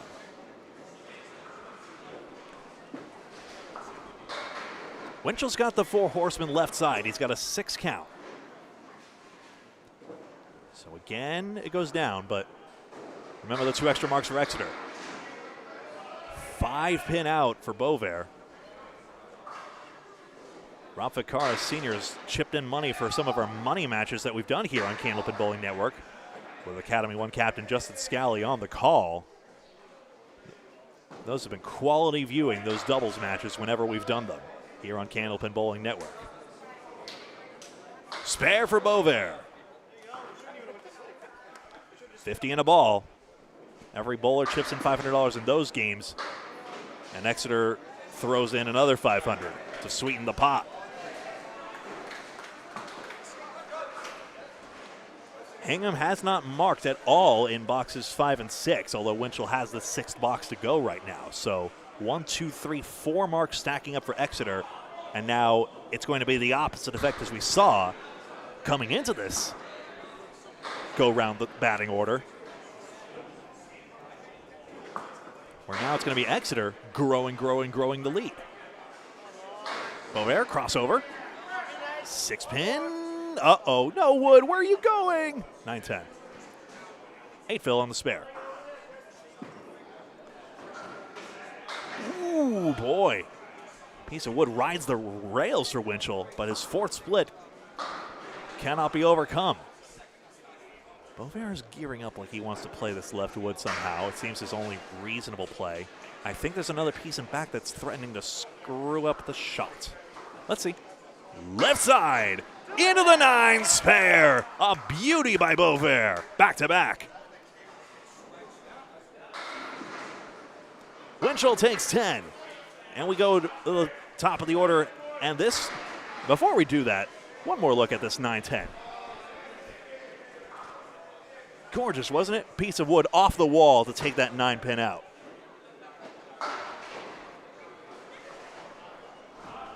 Take a look-see here. 72, 81, 59, 65, and 62 are confirmed. And for Exeter, 68, 60 in a ball, 65 plus 2, 60, and 68 in a ball are confirmed as well. Best performers, Fontaine still has the most marks on Exeter with 10, including that one he has hanging right now. Chris McDonough and Bob Whitcomb, 7 marks each. Since 3 of those are strikes for McDonough, his score is actually quite a bit ahead of Whitcomb's. 9 pins drop for Lister. Jones has the missing middle here. 1-8-9. Lister 7 for 7 on the head pin, so he could trust his object pin accuracy there. Racks up another mark, and that's Eric Pelletier checking on possible deadwood. There's a line drawn 2 feet in front of the head pin, and it's touching it or this way of it, so away it goes. Resists the urge to do the Pete Crawford dance on the way through. Our loss. Now Jones trying to make the pins dance. No dance moves, I suppose, today. Semi-final match. Finals coming up. Either on this stream or another one. I've currently got votes for just keep it going on this one. I'll just see how that other match is going. And then we'll make a game time call from there. But one way or another, we'll do what's best for you folks. And we're glad to have you aboard here on Candlepin Bowling Network. 5 pin is wiggling like crazy. Lister all over this head pin still. 8 drop. Jones splits.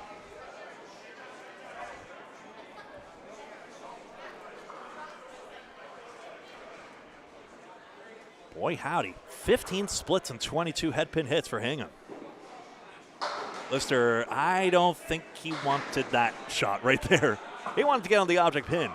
Jones can't make the cut unless he gets the 2 pin to slice off the wall like that. Unreal, that spare.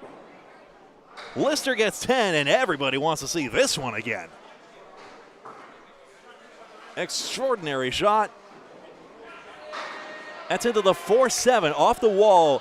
This way, that cap bumps into the 2. And now over to Chris McDonough and Aaron Fontaine. Winner takes on either Academy 2 or Central 3. Fontaine has the 4-7-9 for a 7 count. This time the foul line bounce catches McDonough out. The slightest timing in a ball release makes all the difference.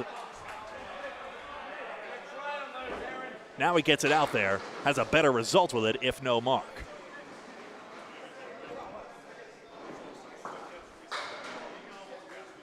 Aaron's struggling for pins. He has a 9. That's off a head pin split, so he'll be happy to gain 1 out of this. Even Stevens on the string, which Exeter carried forward that 48 pin advantage you see, so that's good for them.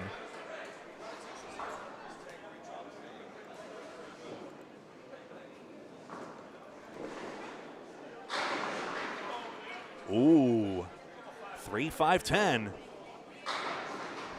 McDonough, 2-5-10. I think I'd rather have Aaron split. I don't know about you guys. Get on the 2-5 side. Cut it over. No, not into the 10. Chance McDonough.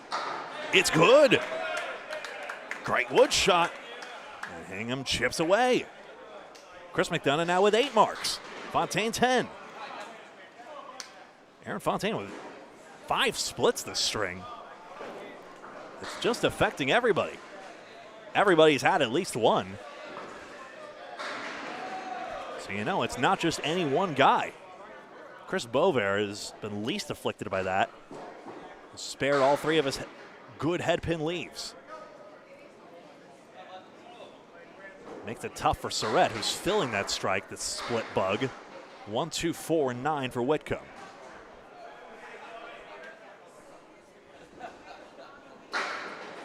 Into the 6-10. 7 more.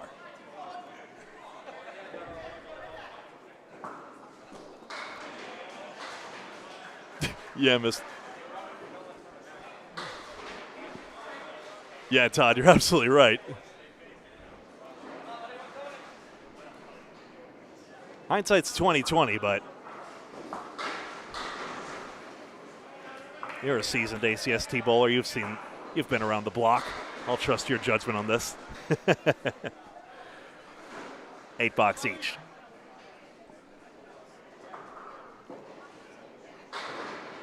So that's his crossover side usually. 2-4-7 and a nice little barn door right in front. Red line should take the load. 1, 2, 4, and 9 for Whitcomb. Yep, red line takes them all. 3 marks.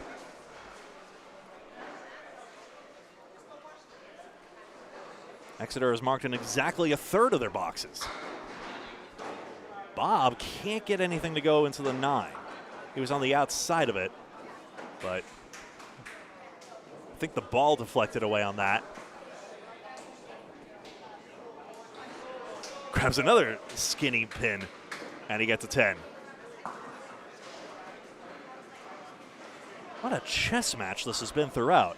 In the end, it ends up being pretty even pinning throughout.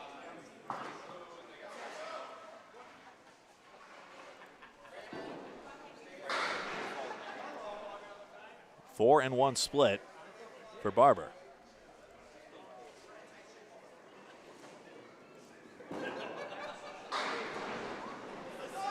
1, 2, 4.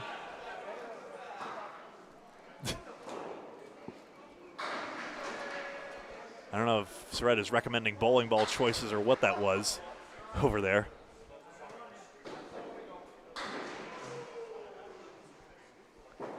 Baker's try.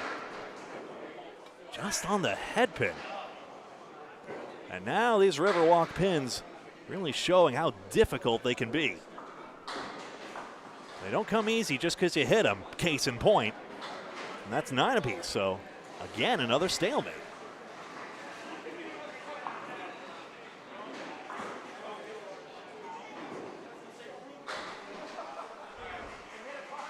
Just updating something here, part of my radio silence. 4 horsemen left side for Baker.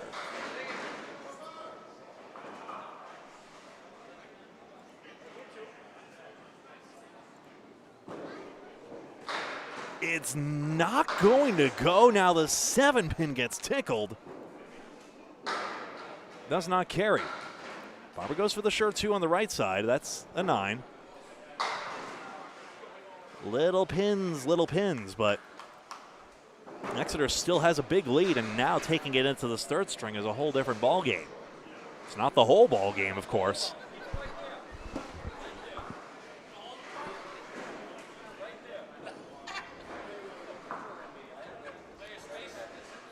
Winchell has had 10 splits on his 13 head pin leaves. He's been particularly unlucky with these pins. Now Beauvair's only got a 3 fill here, which opens the door a crack. That's in there, and this time Winchell has a better leave. Plank in front of the 7. Beauvair back in his pocket. I think another piece of wood was headed for the 4-7, but got stopped up. Watch the cab. Oh, no. Ball deflected away. He knows. He knows he wanted the broadside. Not a question of naivete at all. Beauvair takes 9. So difficult when the opportunities are so few and far between, and then suddenly the chance presents itself. But yeah, here's what it looks like when the ball deflects away around the 7 pin, and that's that.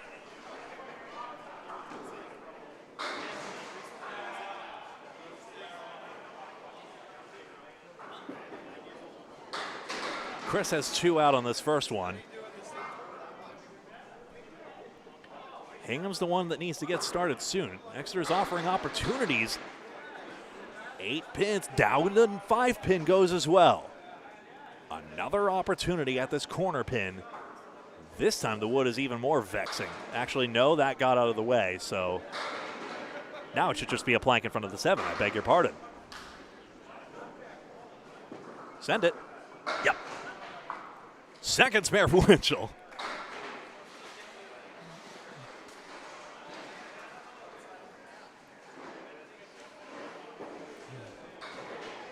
One pin more for Beauvair as everyone stands up to switch ends. Wasn't my bag someone tripped on. And 3 marks to 1 for Hingham, so chance once again to chip away at this advantage. 439 to 431 is the score right now.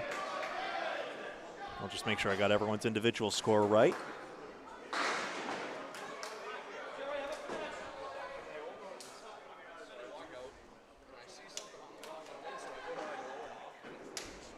And yep,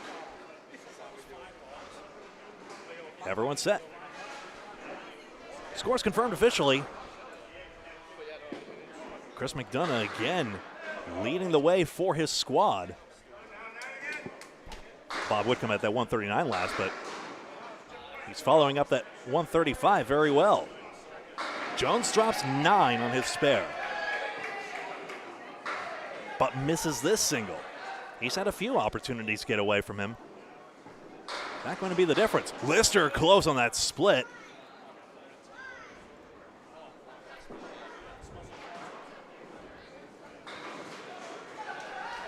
So a vexing single. And a 10 box for Lister.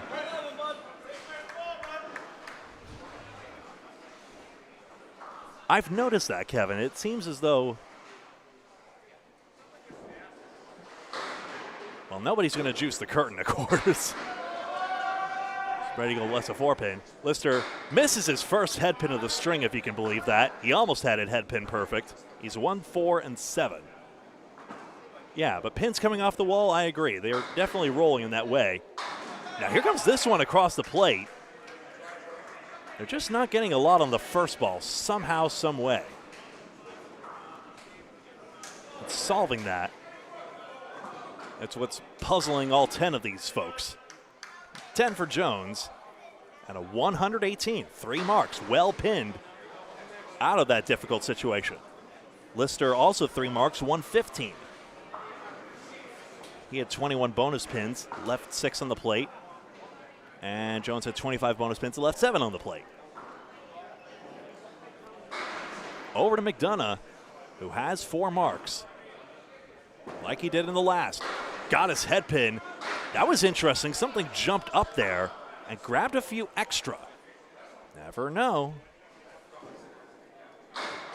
Fontaine was just melting through pins on the first string, and now he has a 6th split on the head pin instead. Ball is still on the plate for McDonough. Fontaine wants to send it, but it goes behind the 7.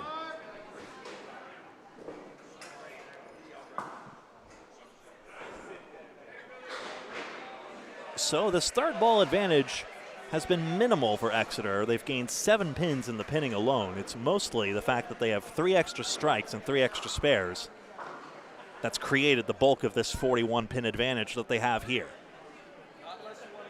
Balls have to be retrieved by the owner. Well, some bowlers will dive in there, but frankly, I have a phobia about diving under the pin sweep while it's live, so I'll retrieve my opponent's deadwood, but the ball, I'll let the owner get it.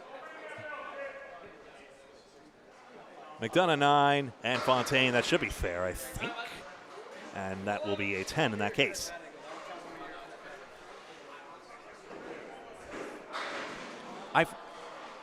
Yeah, it's very hard to fault how Jones and Fontaine have been throwing the ball despite all the splits they've thrown. This one is decisively so for McDonough. There's his 3rd good look. He's made good on his last 2. And now our first look at the setback lead as Fontaine has his 7th head pin split of the string. Single goes. Chris McDonough has a 5-mark string. Fontaine, I think he wanted the left tip of the wood, perhaps. Even though that piece of wood just, we know how it is. He does collect 10, and that is a very harsh 106. On his splits, Fontaine only left 2 pins standing. Aaron has only left 5 pins standing in the 10 frames he hasn't marked it. Chris's spare fill is 5, and he has a 129 for a 2-string total of 264.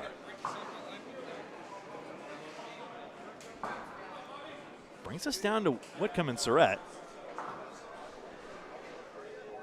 Oh, it's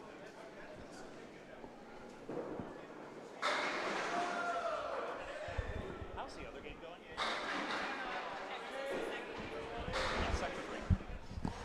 Whitcomb has a 9 drop to begin, and a spread eagle for Surratt on the fill. Well, you go right down the middle. That's going to result in the same leave no matter what. Whitcomb's try, got the single. 87 and a ball. Look at this cut on the eagle. I think that pin went between the 2 and the 4.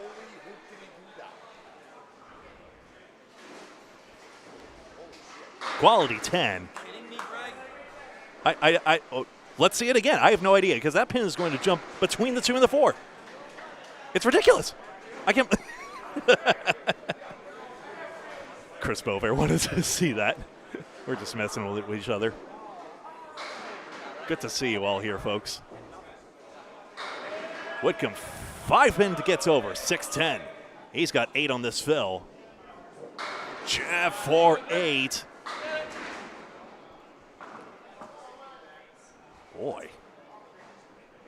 All right, chances a piece now. Feels like the first time. Chance for Surratt. 2 fall on the object pin.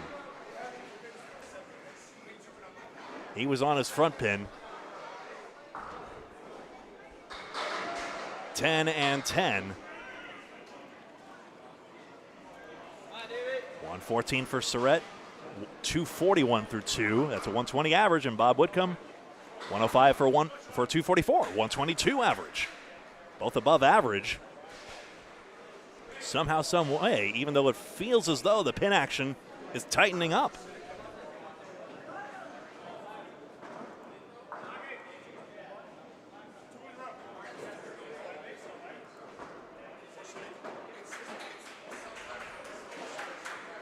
Head pin accuracy is about as much as in the previous string. Both sides have over 30 head pins.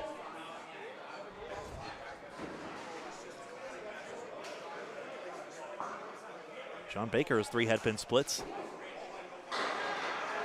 He's got the 4-pin alone. This one is triangle number 5 as the 10-pin falls late for Barber, and he's got a plank to access. Single drilled.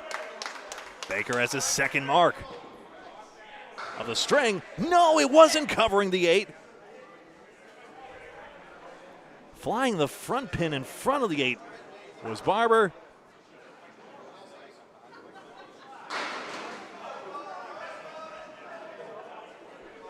Is he? And there's the 10 box.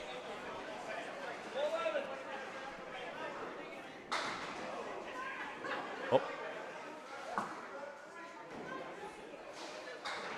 I'm noticing I'm getting an encoding overloaded error. I'll see if that keeps going or not.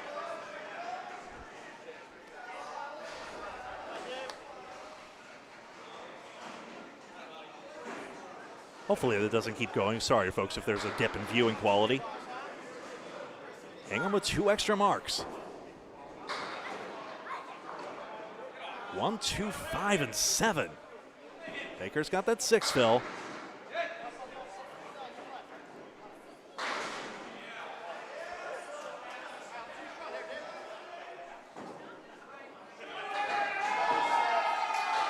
What a bid, 5-pin.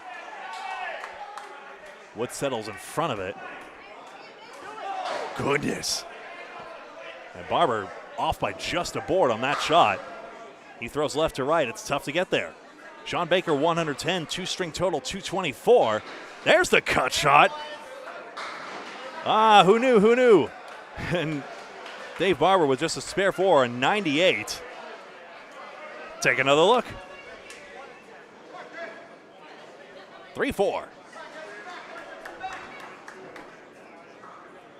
That's the thing about difficult pins. It's so tough to score significantly when the pin action just breaks down.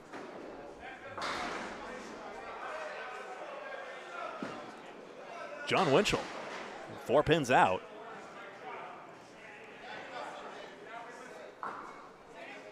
Winner moves on to face either Academy 2 or Central 3.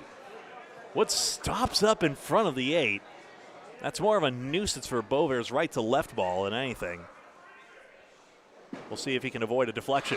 Outside on this is Winchell. 2-4, no good. And you see Chris has to analyze the angle over and over again. He may be checking to see if he can go end to end on this. Now, if he misses the cap, of course, he would hit the high side of the wood, which definitely doesn't take it, one would think. Red line, yep, deflected it away. So brutal. It's like an impossibly pixel perfect platformer you've got to play where you just have to get the angle exactly right or it just does not work. See, he didn't need that wood, did he? Once upon a time, it was permissible in Candlepin to have your deadwood, to have the wood deemed deadwood no matter where it was. But, of course, in the very early days of the 1800s in Candlepin bowling, of course, people said, no, the wood is part of the challenge. It should stay. And so, any wood behind the line is live, no matter whether you like it or not.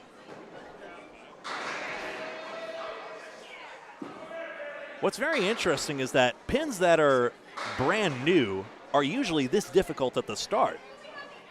We observed that Leda Lanes had one of the, when they got new pins, the pin action was tougher during that Easter Classic, and that's true of many centers that get them as well, because they roll easily, but they don't really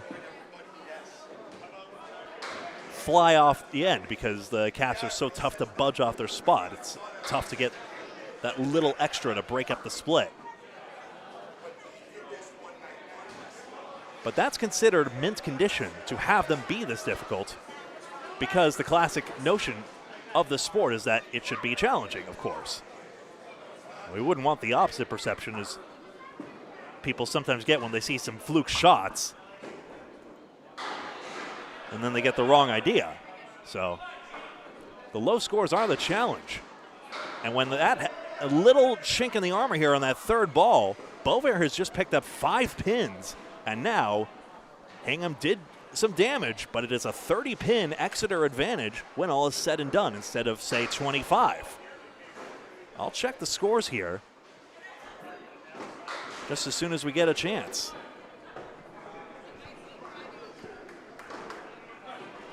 So I'll confirm officially in just a moment here.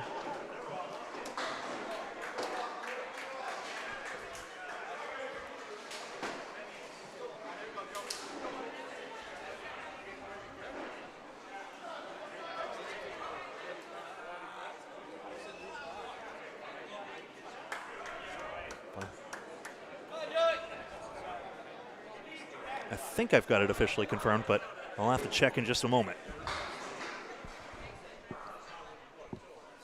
Joey Lister in the third string of 3. Starts off with a 9-drop. Will we see fireworks in this one? Jones still could on the second ball. He's got 7-pin cluster.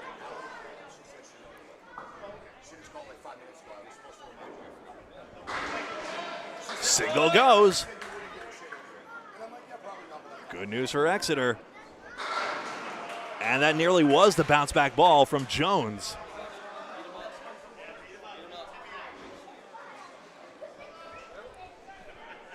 I don't have any updates on Academy 2 versus Central 3 just yet. Jones gets his 10.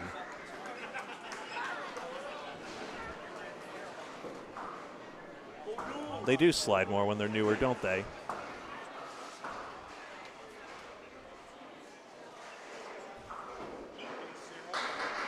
Lister, 9.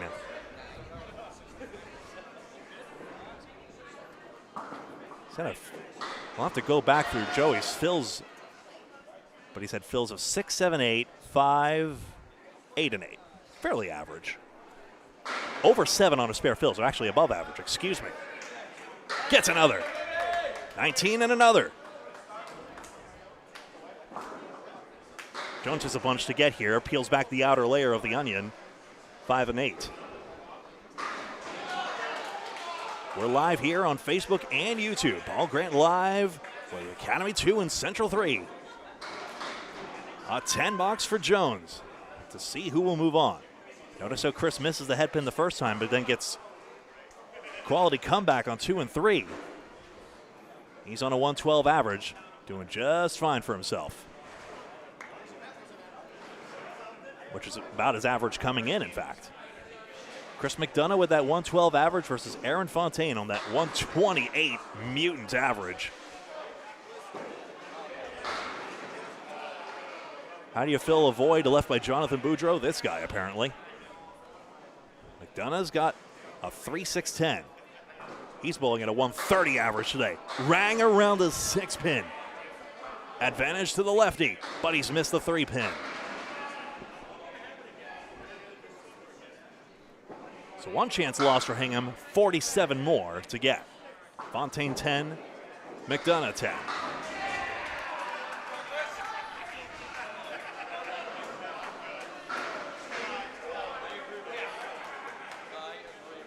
Aaron got very recently engaged. Congratulations to him and Kaylin.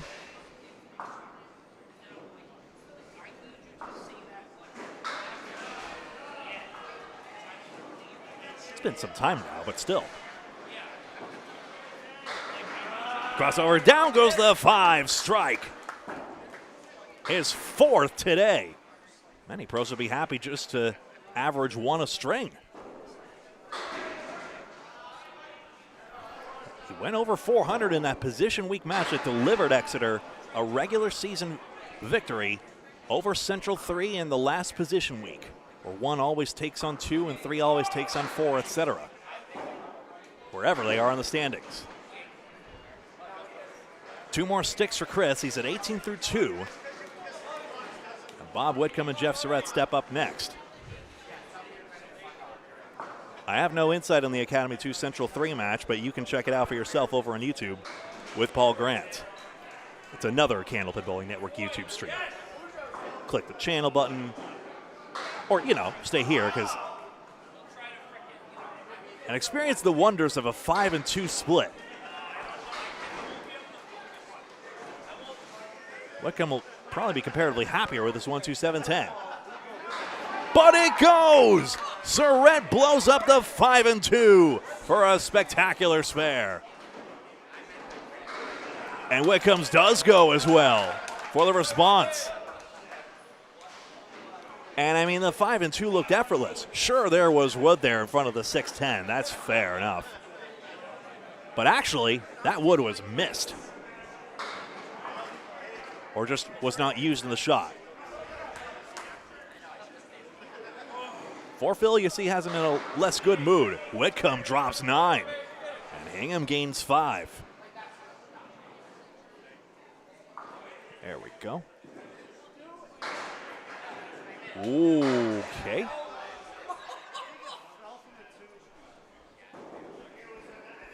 Whitcomb has missed this blank, though.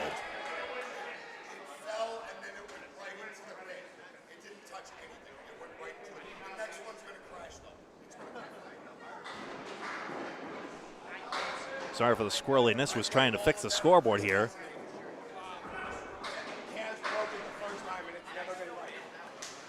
Right. 9 and a 10. A big opportunity gets away from the green team. And now over to Baker and Barber.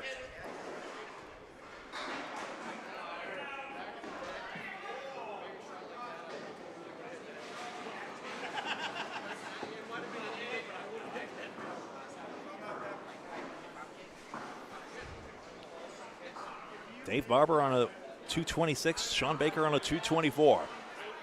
Both of them have a higher gear to offer.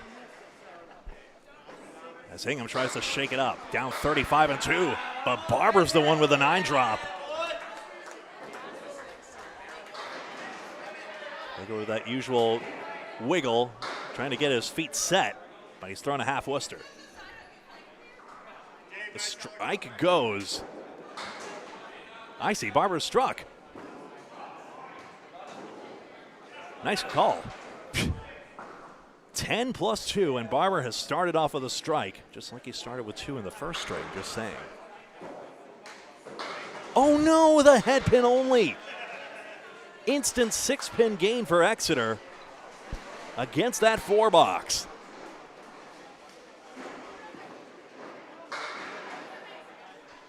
Barber splits apart this time. No satisfaction of a double this time. Baker comes back and gets a strike. Across it goes. No more miracles on the 3-2 for you, sir. The fill is 8.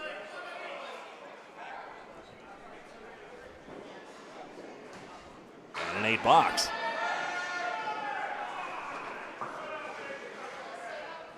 So, as we go down to John Winchell and Chris Bovair, neither anchor has been terribly explosive, though, hey, 4 marks and 5. for Winchell and Bovair. It's not bad. Do they have more in the tank? Of course, Winchell has been beleaguered by splits, 11 of them in his 20 boxes. Bovair is 6. Not this time, 6 pin.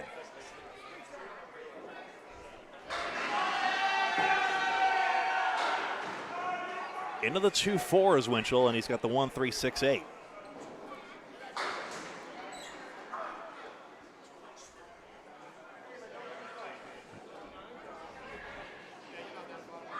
Bovair took his time this time, and he gets a spare.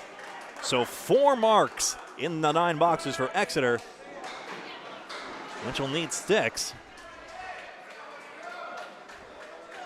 This pinning gap is starting to widen as well, by the way.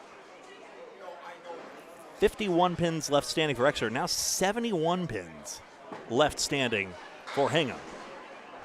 So that 4 box, of course, as well.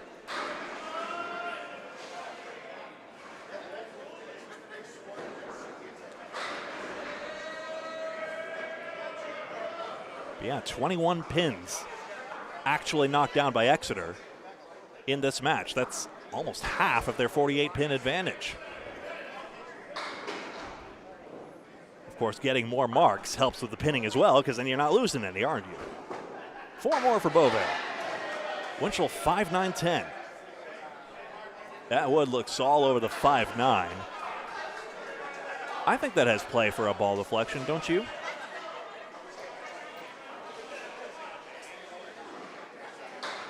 That's too full, offering John a chance. He goes red line, and it's good.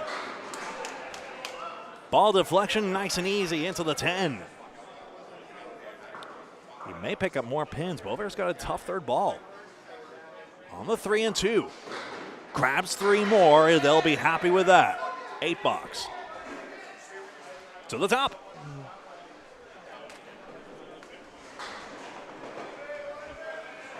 $29 in the ball. 20 plus 2, 23, 26, and 22. 20, 18, 29, 14 plus 2, 19 plus 1. Say, Eric. Never mind. I can get the score sheet myself.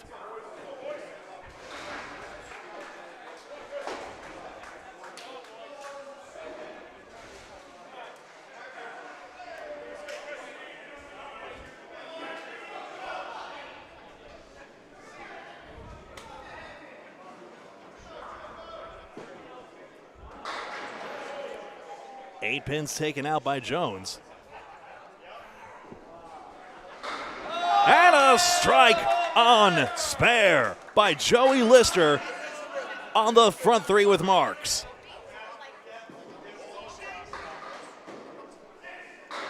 And Jones misplays the wood, and the 5-9 remains. Big swing for Exeter. Between the big takedown and the takedown that should have been. Another look.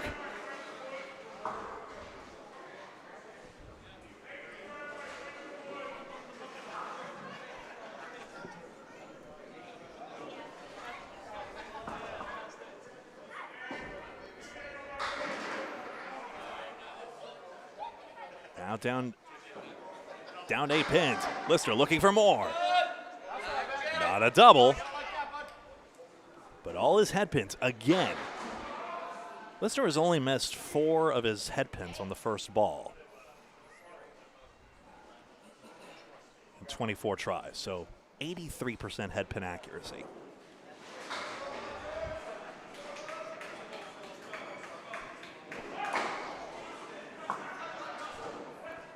Who threw that?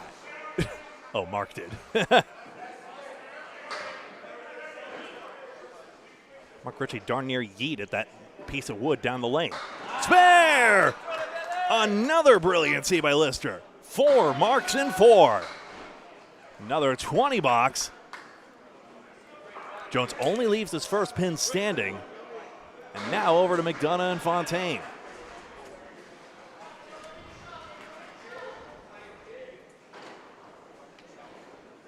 Advantage swinging Exeter's way, spare for Worcester. Get that straightened out. 2 marks aside. Keep an eye between total and game, but you see there's 2 marks hanging on each side. McDonough into the headpin strike. 9 spills into the 5. He has his 4th strike today. Fontaine wants the same. He gets it. Double strike for Aaron Fontaine.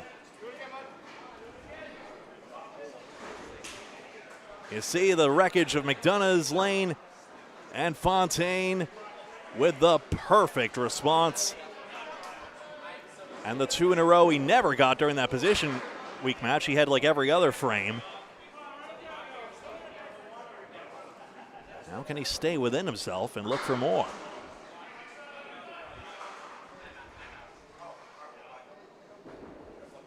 Got in there! And he gets 8 more on that first one.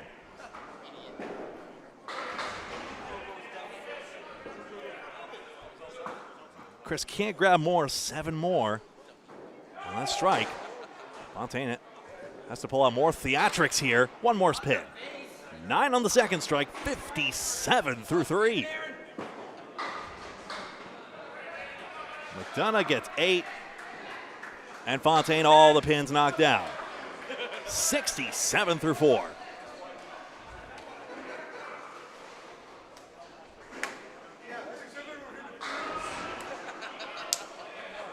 It was a 30-pin advantage for Exeter in the first game, through the first 2 games, excuse me. So that is confirmed.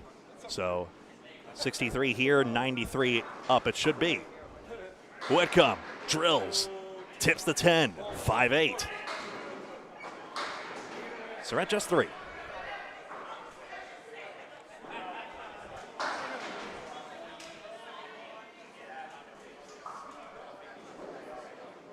And no, the cap ruins the shot.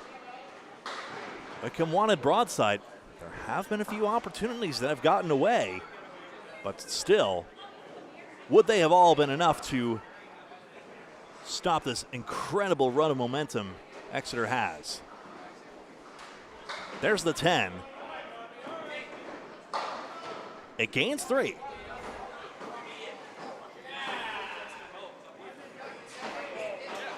$39 and 30.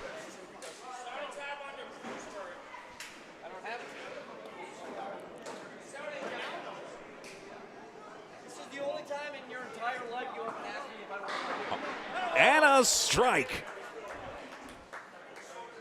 Whitcomb decks them all. 49 plus 2. Over to Surratt. Clips this head pin. Go get it. 6 tips between the 3 and the 9. Good to see you, Solomon and all.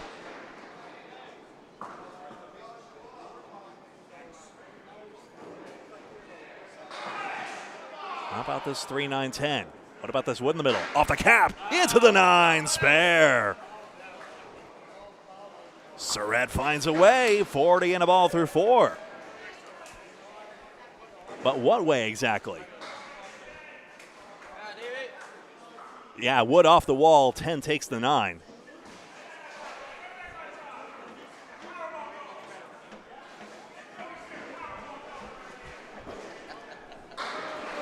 There's Baker with a 9 drop. Almost a double of his own. I do, don't I?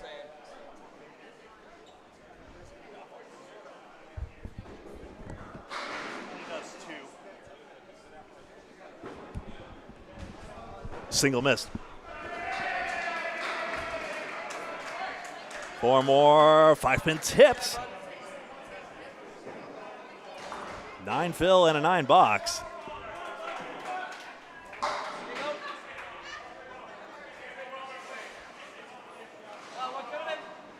Got my attention drawn for a second, excuse me. 52 pins up for Exeter. I have no clue what is happening on the other match, but we could, in theory, see an Exeter Central 3 rematch. We'll see. 2-2. Half Worcester for Barber. We've seen so many of these 2-2 leaves, 3-4-6-7, 2-4-6-10. How that 3-pin was undisturbed is surprising. Pin went this way on that. Barber can't get through. So an 8 for Baker. And a 9 for Barber. And now over to Winchell and Beauvais. 2 marks hanging on each side. Marks are 44-36 in the match for Exeter. Just going bigger and bigger. And with 32 boxes left to play, we're now at that point where Hingham needs to gain about more than 2 pins per box. Winchell looking to stack some on here. He's got 6.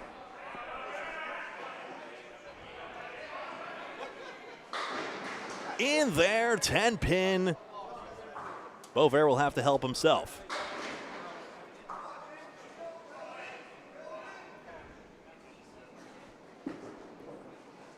It's good. 4 pins taken out for John Winchell, 35 in a ball. What's available to Beauvais? Goes on it. High side, it's good. 2 marks and 3. Here's the 4-pin takeout from the Exeter regular, as it were. He's not the only one who will bowl for a center other than his usual home. And just a 3 count. Just depends on which lanes want to sponsor which teams, essentially. Beauvais 1, 2, 6, 7, 8, 10. 4 drop on that. South Shore Country Club in Hingham, Massachusetts. They have some tough pin action over there as well.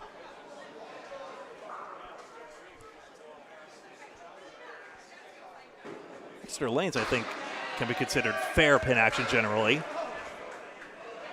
That 6-pin's hit falls backwards and misses the 10.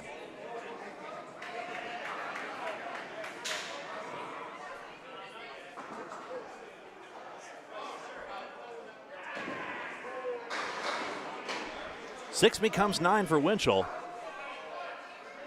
Showing us again how to navigate that. Beauvais recovers nicely for a 10. There we see it. So the things getting better and better as Exeter lanes on course now to chart their way to a final showdown.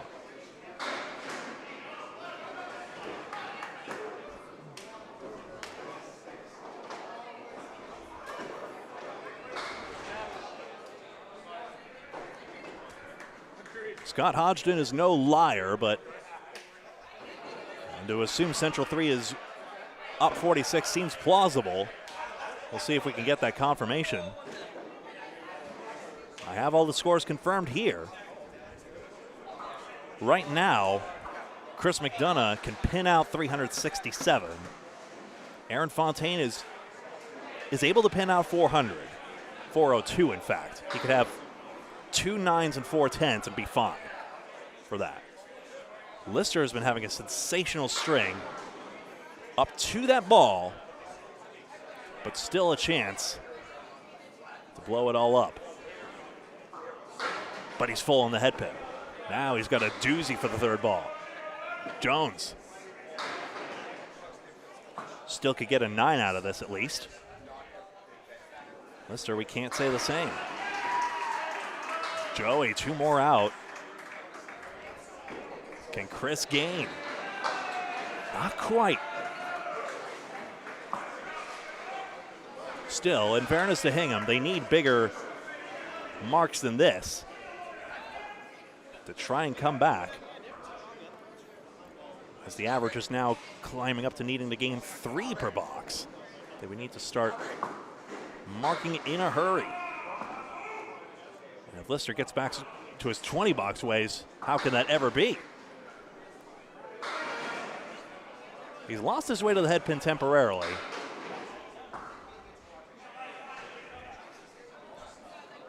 Jones having more of a struggle string after 2 very solid ones in the early going. Good second ball, Joey. Chris, down goes the 9 spare. 56 and a ball, a 10 for Lister.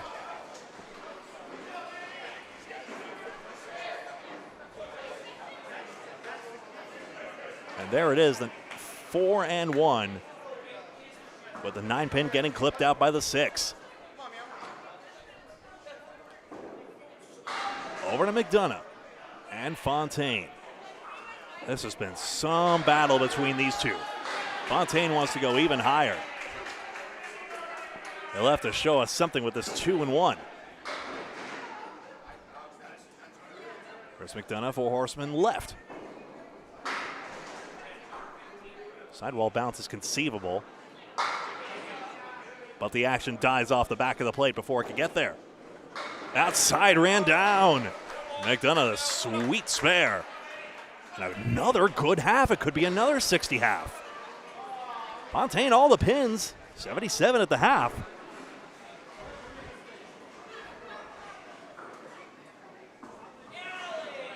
He only left one standing in that first string. He's only left 5 all match long. Part of the reason Exeter has a 21 pin pinning advantage. They've left 21 fewer on the plate. Off target here, 5 out. McDonough to fill. It's good. 3-6. Drops 8 more.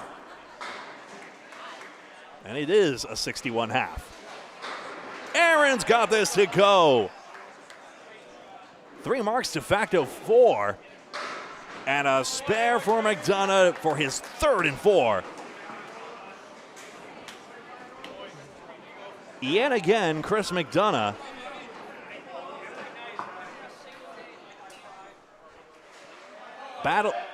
Chris McDonough locked in a battle where he's bowling on another level against a guy who is bowling on another planet. Jeff Surratt, 3-4-6-7. Kel Surprise. And 6 pin won't go into the 10 or anything. Wickham needs to fill his strike. Surratt dismayed. He may have to go left intentionally again for a safe way to 9. Wickham, red line. Excuse me, 10 pin, you were hit. Okay, 8 fill it is. Surratt does take the prudent 9. And there's Wickham. Finally, that 10 gets over. Sheesh. 66 at the half. 2 marks for each of them, but you see the disparity at the half. Surratt's going to drop a strike, though. And it's 65 plus 2 through 6. Wickham not on a mark this time, but he has a 9 drop, and he probably will be.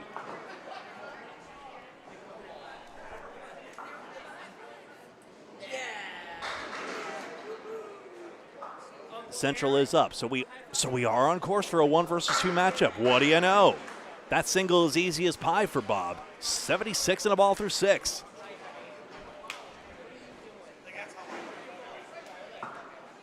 Sean Baker and Dave Barber. 6 marks and 7. Barber at 5 pin will have Wood greet it, so 5-7-8 is not the worst thing in the world.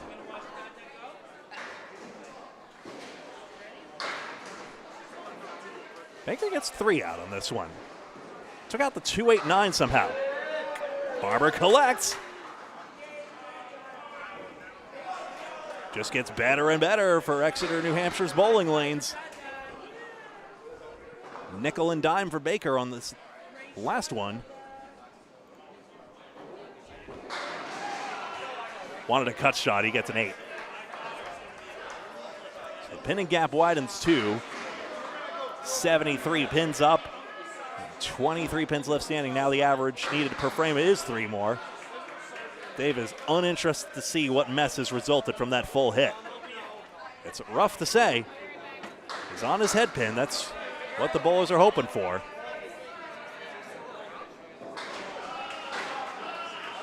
trying to cut less into more. So goes, because if you cut fewer pins into more pins, there's more pins to mix with and create some chaos. I asked Mark Ritchie about that since he espoused that theory on classic Candlepins. Knocks out Barber. And he confirms that was the reasoning.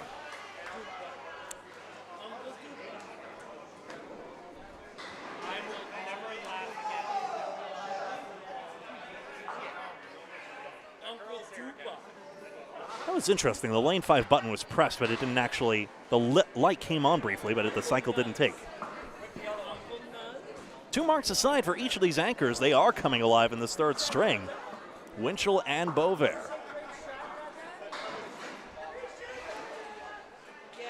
Thank you so much, Scott. Chris takes out 4. Almost all the back row. Winchell gets a triangle 3, no. 6-pin tips, 3-5.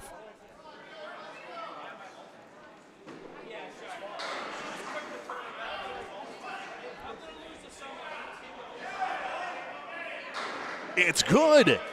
Odd numbered spares. Frames at 1, 3, and 5 of spares for Beauvais against not. And we see where this is going. So the big question remaining is, how high will Aaron Fontaine go? Could Chris McDonough get 400 as well?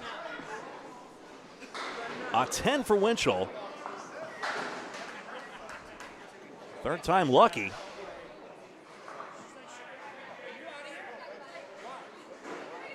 Great to see you all here. So what I suppose we might as well just keep it rolling, depending on whether the other match concludes soon. We'll see. I'm not sure how that 5 and 8 didn't fall. Beats me. Chris will have to show his lane mate that shot.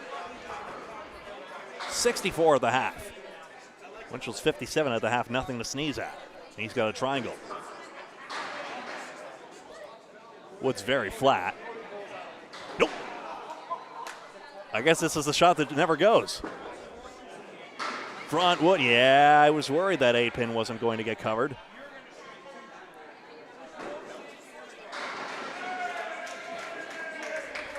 Fooey, they're thinking. 9-box for Beauvais, 73 through 6.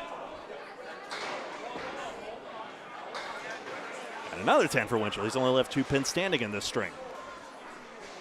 To the top. Look at Exeter mount this lead.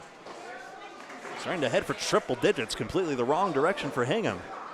They've had some opportunities get away, but even if you consider, even if they make all those singles and gimme planks that you think they should have, even there, just the sheer incredible level that Exeter has been bowling on right now,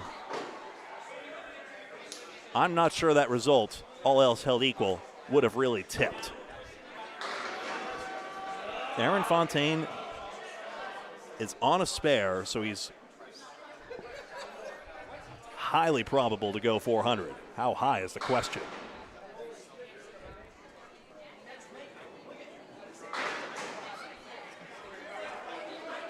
Tack on 3 more to Chris Jones, 59 through 6.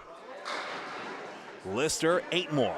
He had that hot start, marks in the front 4, and that really was the start of the apparent victory march for Exeter. 2-pinner has annoying Wood in the way, but it goes through.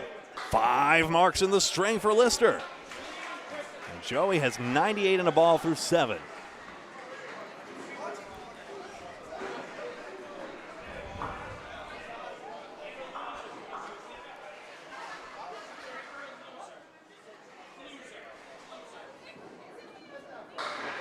Jones almost into that 7-pin.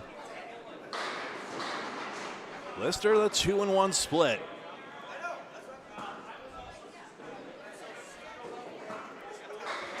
Up, up, up they go. Nope, that wood doesn't work, unfortunately. Maybe with the red line it could have.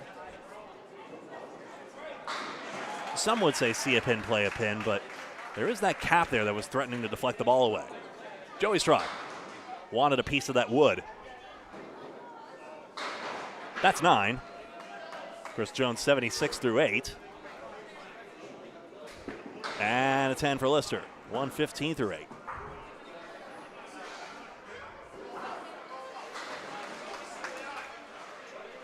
For the avoidance of doubt, any ball that hits a pin in the gutter first before it hits any pin on the plate does not count. McDonough and Fontaine.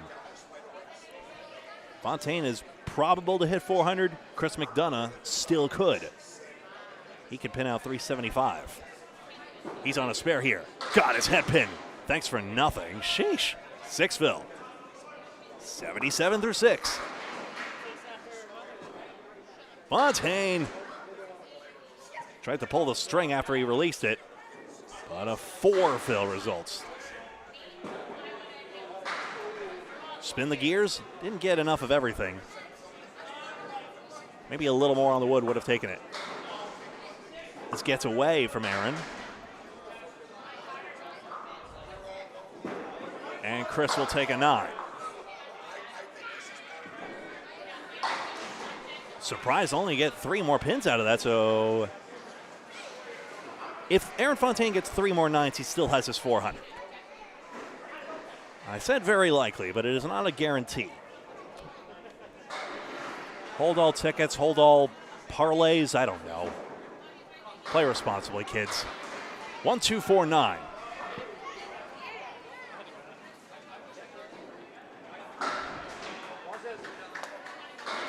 That's into the 5 pin. Aaron Fontaine with his 6th strike this match. McDonough gets the 9 to go. I replaced one of his replays with Fontaine, so I'll return the favor and show you this 1, 2, 4, 9. Off the wall, into the 9. There you have it. Whitcomb and Surratt. 11 marks for Bob Whitcomb. And Jeff Surratt, 10 marks. As good as ever. Whitcomb didn't get it all the way out, but gets a 6 Phil. Surratt on a strike. No double for him. In fact, he's got the 7-10. His 4th split, by the by. 1-8.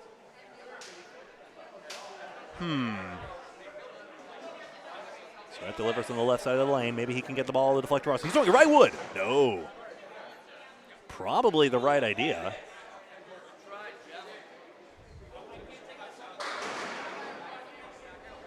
Whitcomb takes 10. He'll try it again. That one shot behind. I think when he was really going for it, Surratt wanted to go more on the low side of the wood.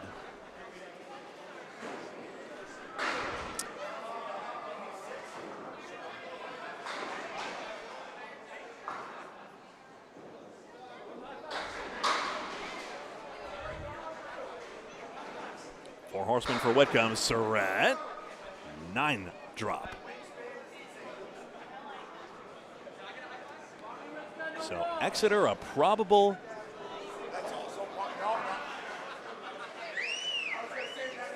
Exeter probable to advance now.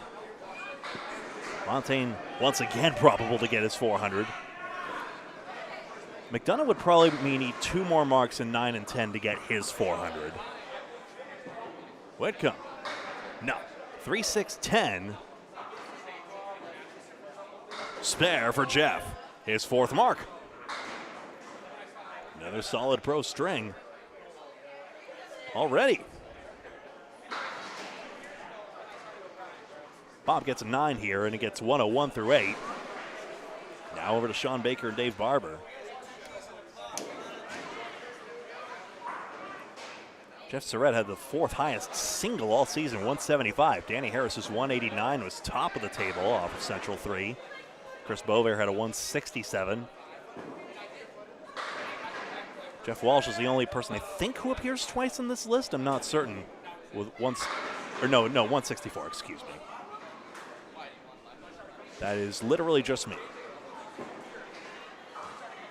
Both split. In Barber's case, for the 3rd time straight. Get across, nice spare. Another beauty by Barber.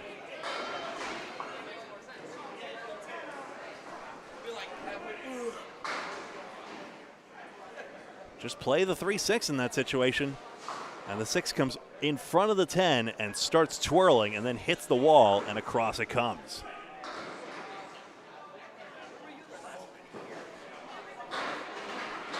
Look out. Okay. 2-7-9 is not bad at all. Our similar angle of attack is going to be an 8 fill. 86 through 7.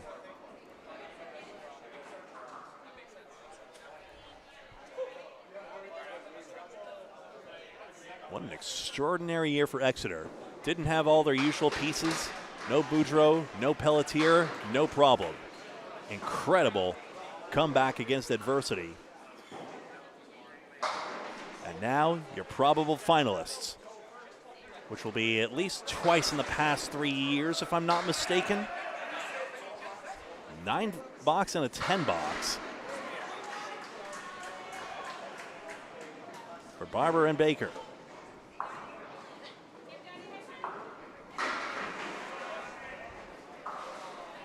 Almost a 100 pin advantage. In fact, now that Exeter has that extra strike, it probably is. Winchell. John's got everything except the 5 down. Chris Bover. Maybe tailed away. That's why it didn't drive through the 5. It's the 5-7-10. Nope. Ball deflects off the wood and behind for Winchell. No go.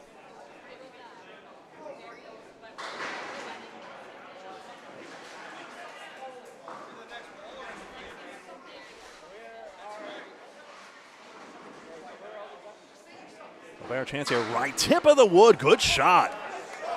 Cleverly placed. And again, marks in every odd frame. 83 in a ball. Marks in 1, 3, 5, and 7.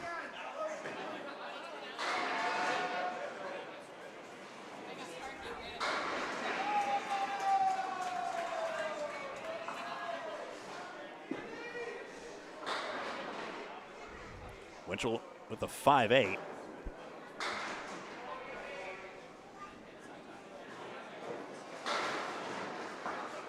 Chris has the 7, 8, and 10. Well, you're not allowed to mark in the even frames, remember?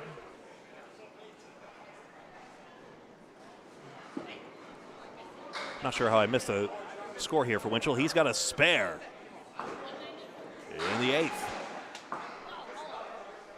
87 in a ball. If I've got that correct. No, it's 86 in a ball. I was wrong.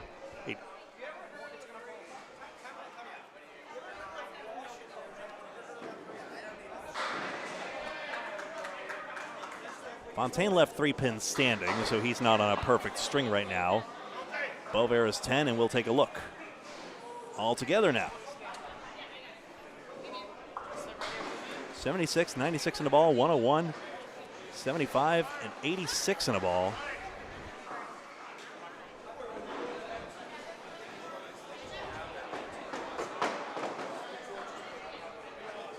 And 115. 108 plus 2. 92 in a ball. That's 95 for Barber, excuse me, and 100.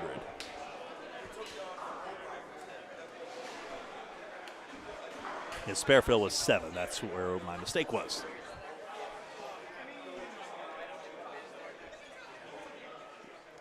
So there it is. Exeter on the victory march now, over 100 pins. A miracle certainly required now. Jones has triangle number 6. Worcester a chance to show us some magic with the 6-7. Which wood would you like to take in this situation? Did you guess right? He did. 6 marks for Lister.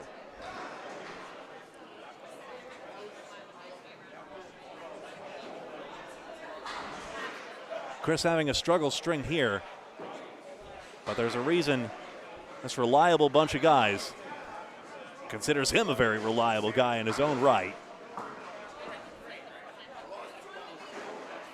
Former contestant on our Candlepins for Cancer Variety ladder as well. Had a pretty good showing there as well. Lister, 3 and 5.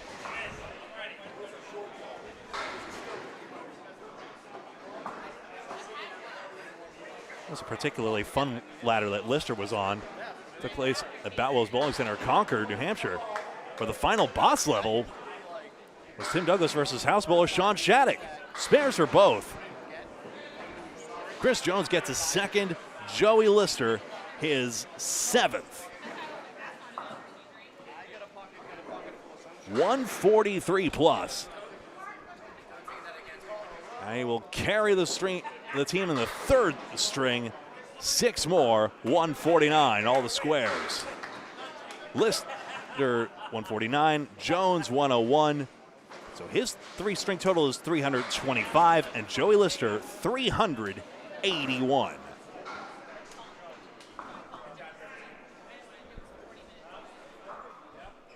And of course, Joey's wife, Courtney, there to see every moment.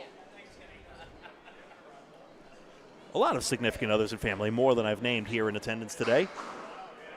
Even in this tightly packed house here, Riverwalk Lanes at Amesbury. Fontaine 5 on this first ball. McDonough spread eagle, thanks for nothing.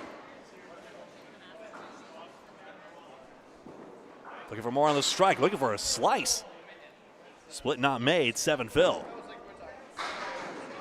Close for McDonough, who has held his own every step of the way. Aaron Fontaine, a 9-box. He needs a single pin for 400, if I've counted correctly. Just one, that's all we ask.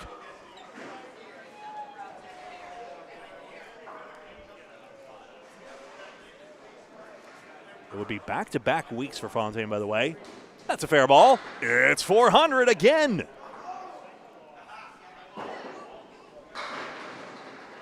Down go 9 for McDonough. He could go into the 390s if he converts this. Like I said, holding his own. 4-7 catapults Wood in front. It's good. Chris McDonough, 130. Nope, 119 in a ball. Fontaine finishes with an 8-box. 132, Aaron Fontaine, 407.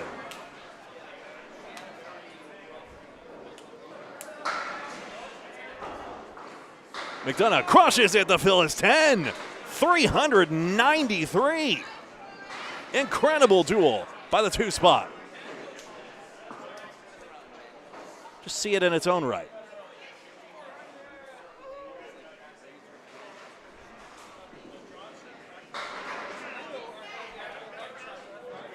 Jeff Surratt, 7 to start. Bob Whitcomb.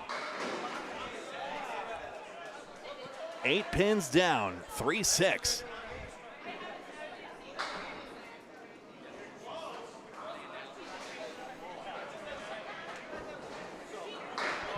Just full on the object pin. It's such a great scene here, just off camera. Fontaine just threw that gem of a string, and now Aaron's playing patty cake with Dave and Allie Barber's youngest daughter.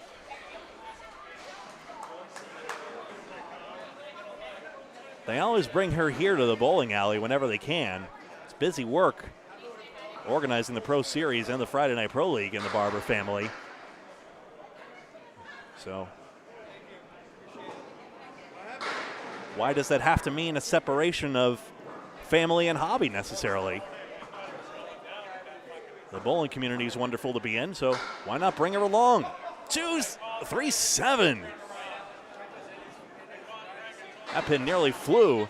Whitcomb, good crack at this eagle, clipped.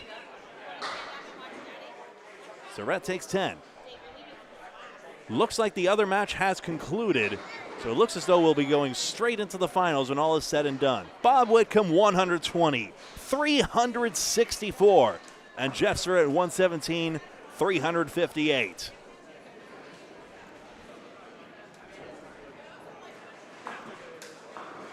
Sean Baker and Dave Barber. A star-studded match top to bottom. Barber again having a case of the splits. Clipped wing eagle for Baker this time. Despite how difficult these pins have been.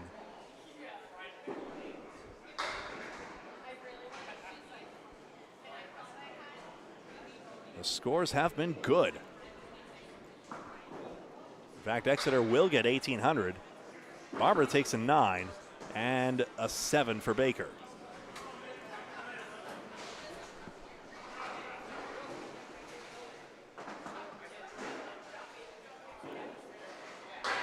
Whoops.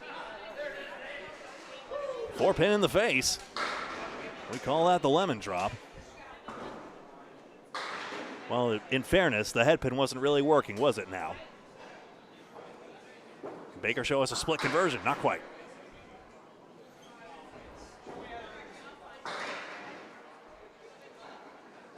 And the 1-8 will stare back, so a pin gain for Baker. Barber in 8-box, 112.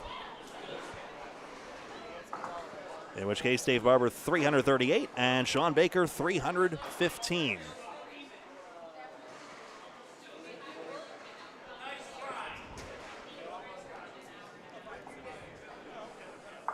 Trying to look over Eric Pelletier's shoulder for the scores, but he writes left-handed too.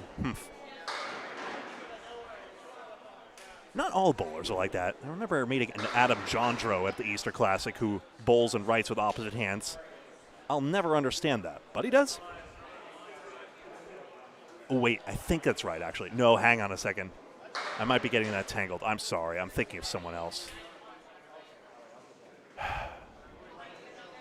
7-8. It's good. Back-to-back marks for Winchell in the dying moments of the string. That was a nice-looking shot. We'll take a look here. Oh, it is Central 3 to the final, and Exeter to the final as well. So we do get our 1-2 matchup.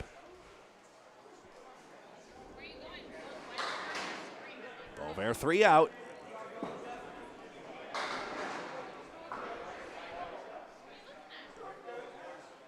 One, 3, and 7 for Winchell. 7 on this spare. 5 and 2. We've seen it go before. Not this time. And in front of the 7, where's the wood going? Red line is not hitting the 7 pin. It was the left side.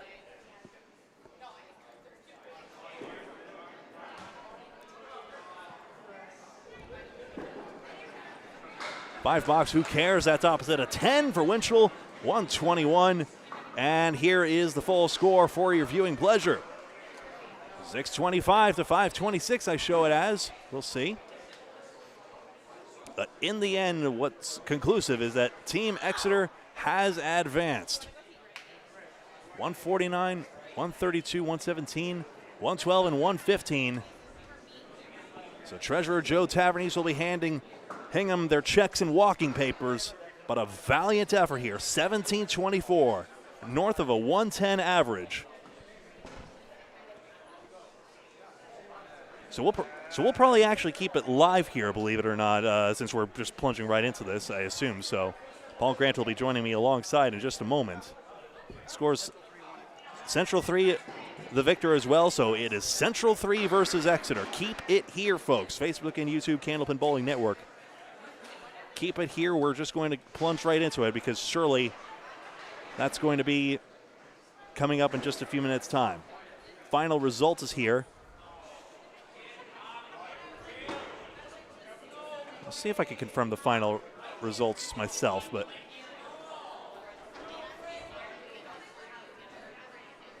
can I borrow 17-23, 325. Chris McDonough at 392, it turns out, so.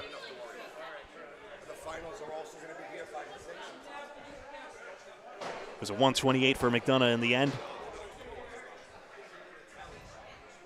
So now all scores are confirmed. 392 for Chris McDonough, 407 for Aaron Fontaine, and we will be right back with the final match here on this stream, contrary to prior announcements, here on Candlepin Bowling Network. Audio timeout. Please stay tuned.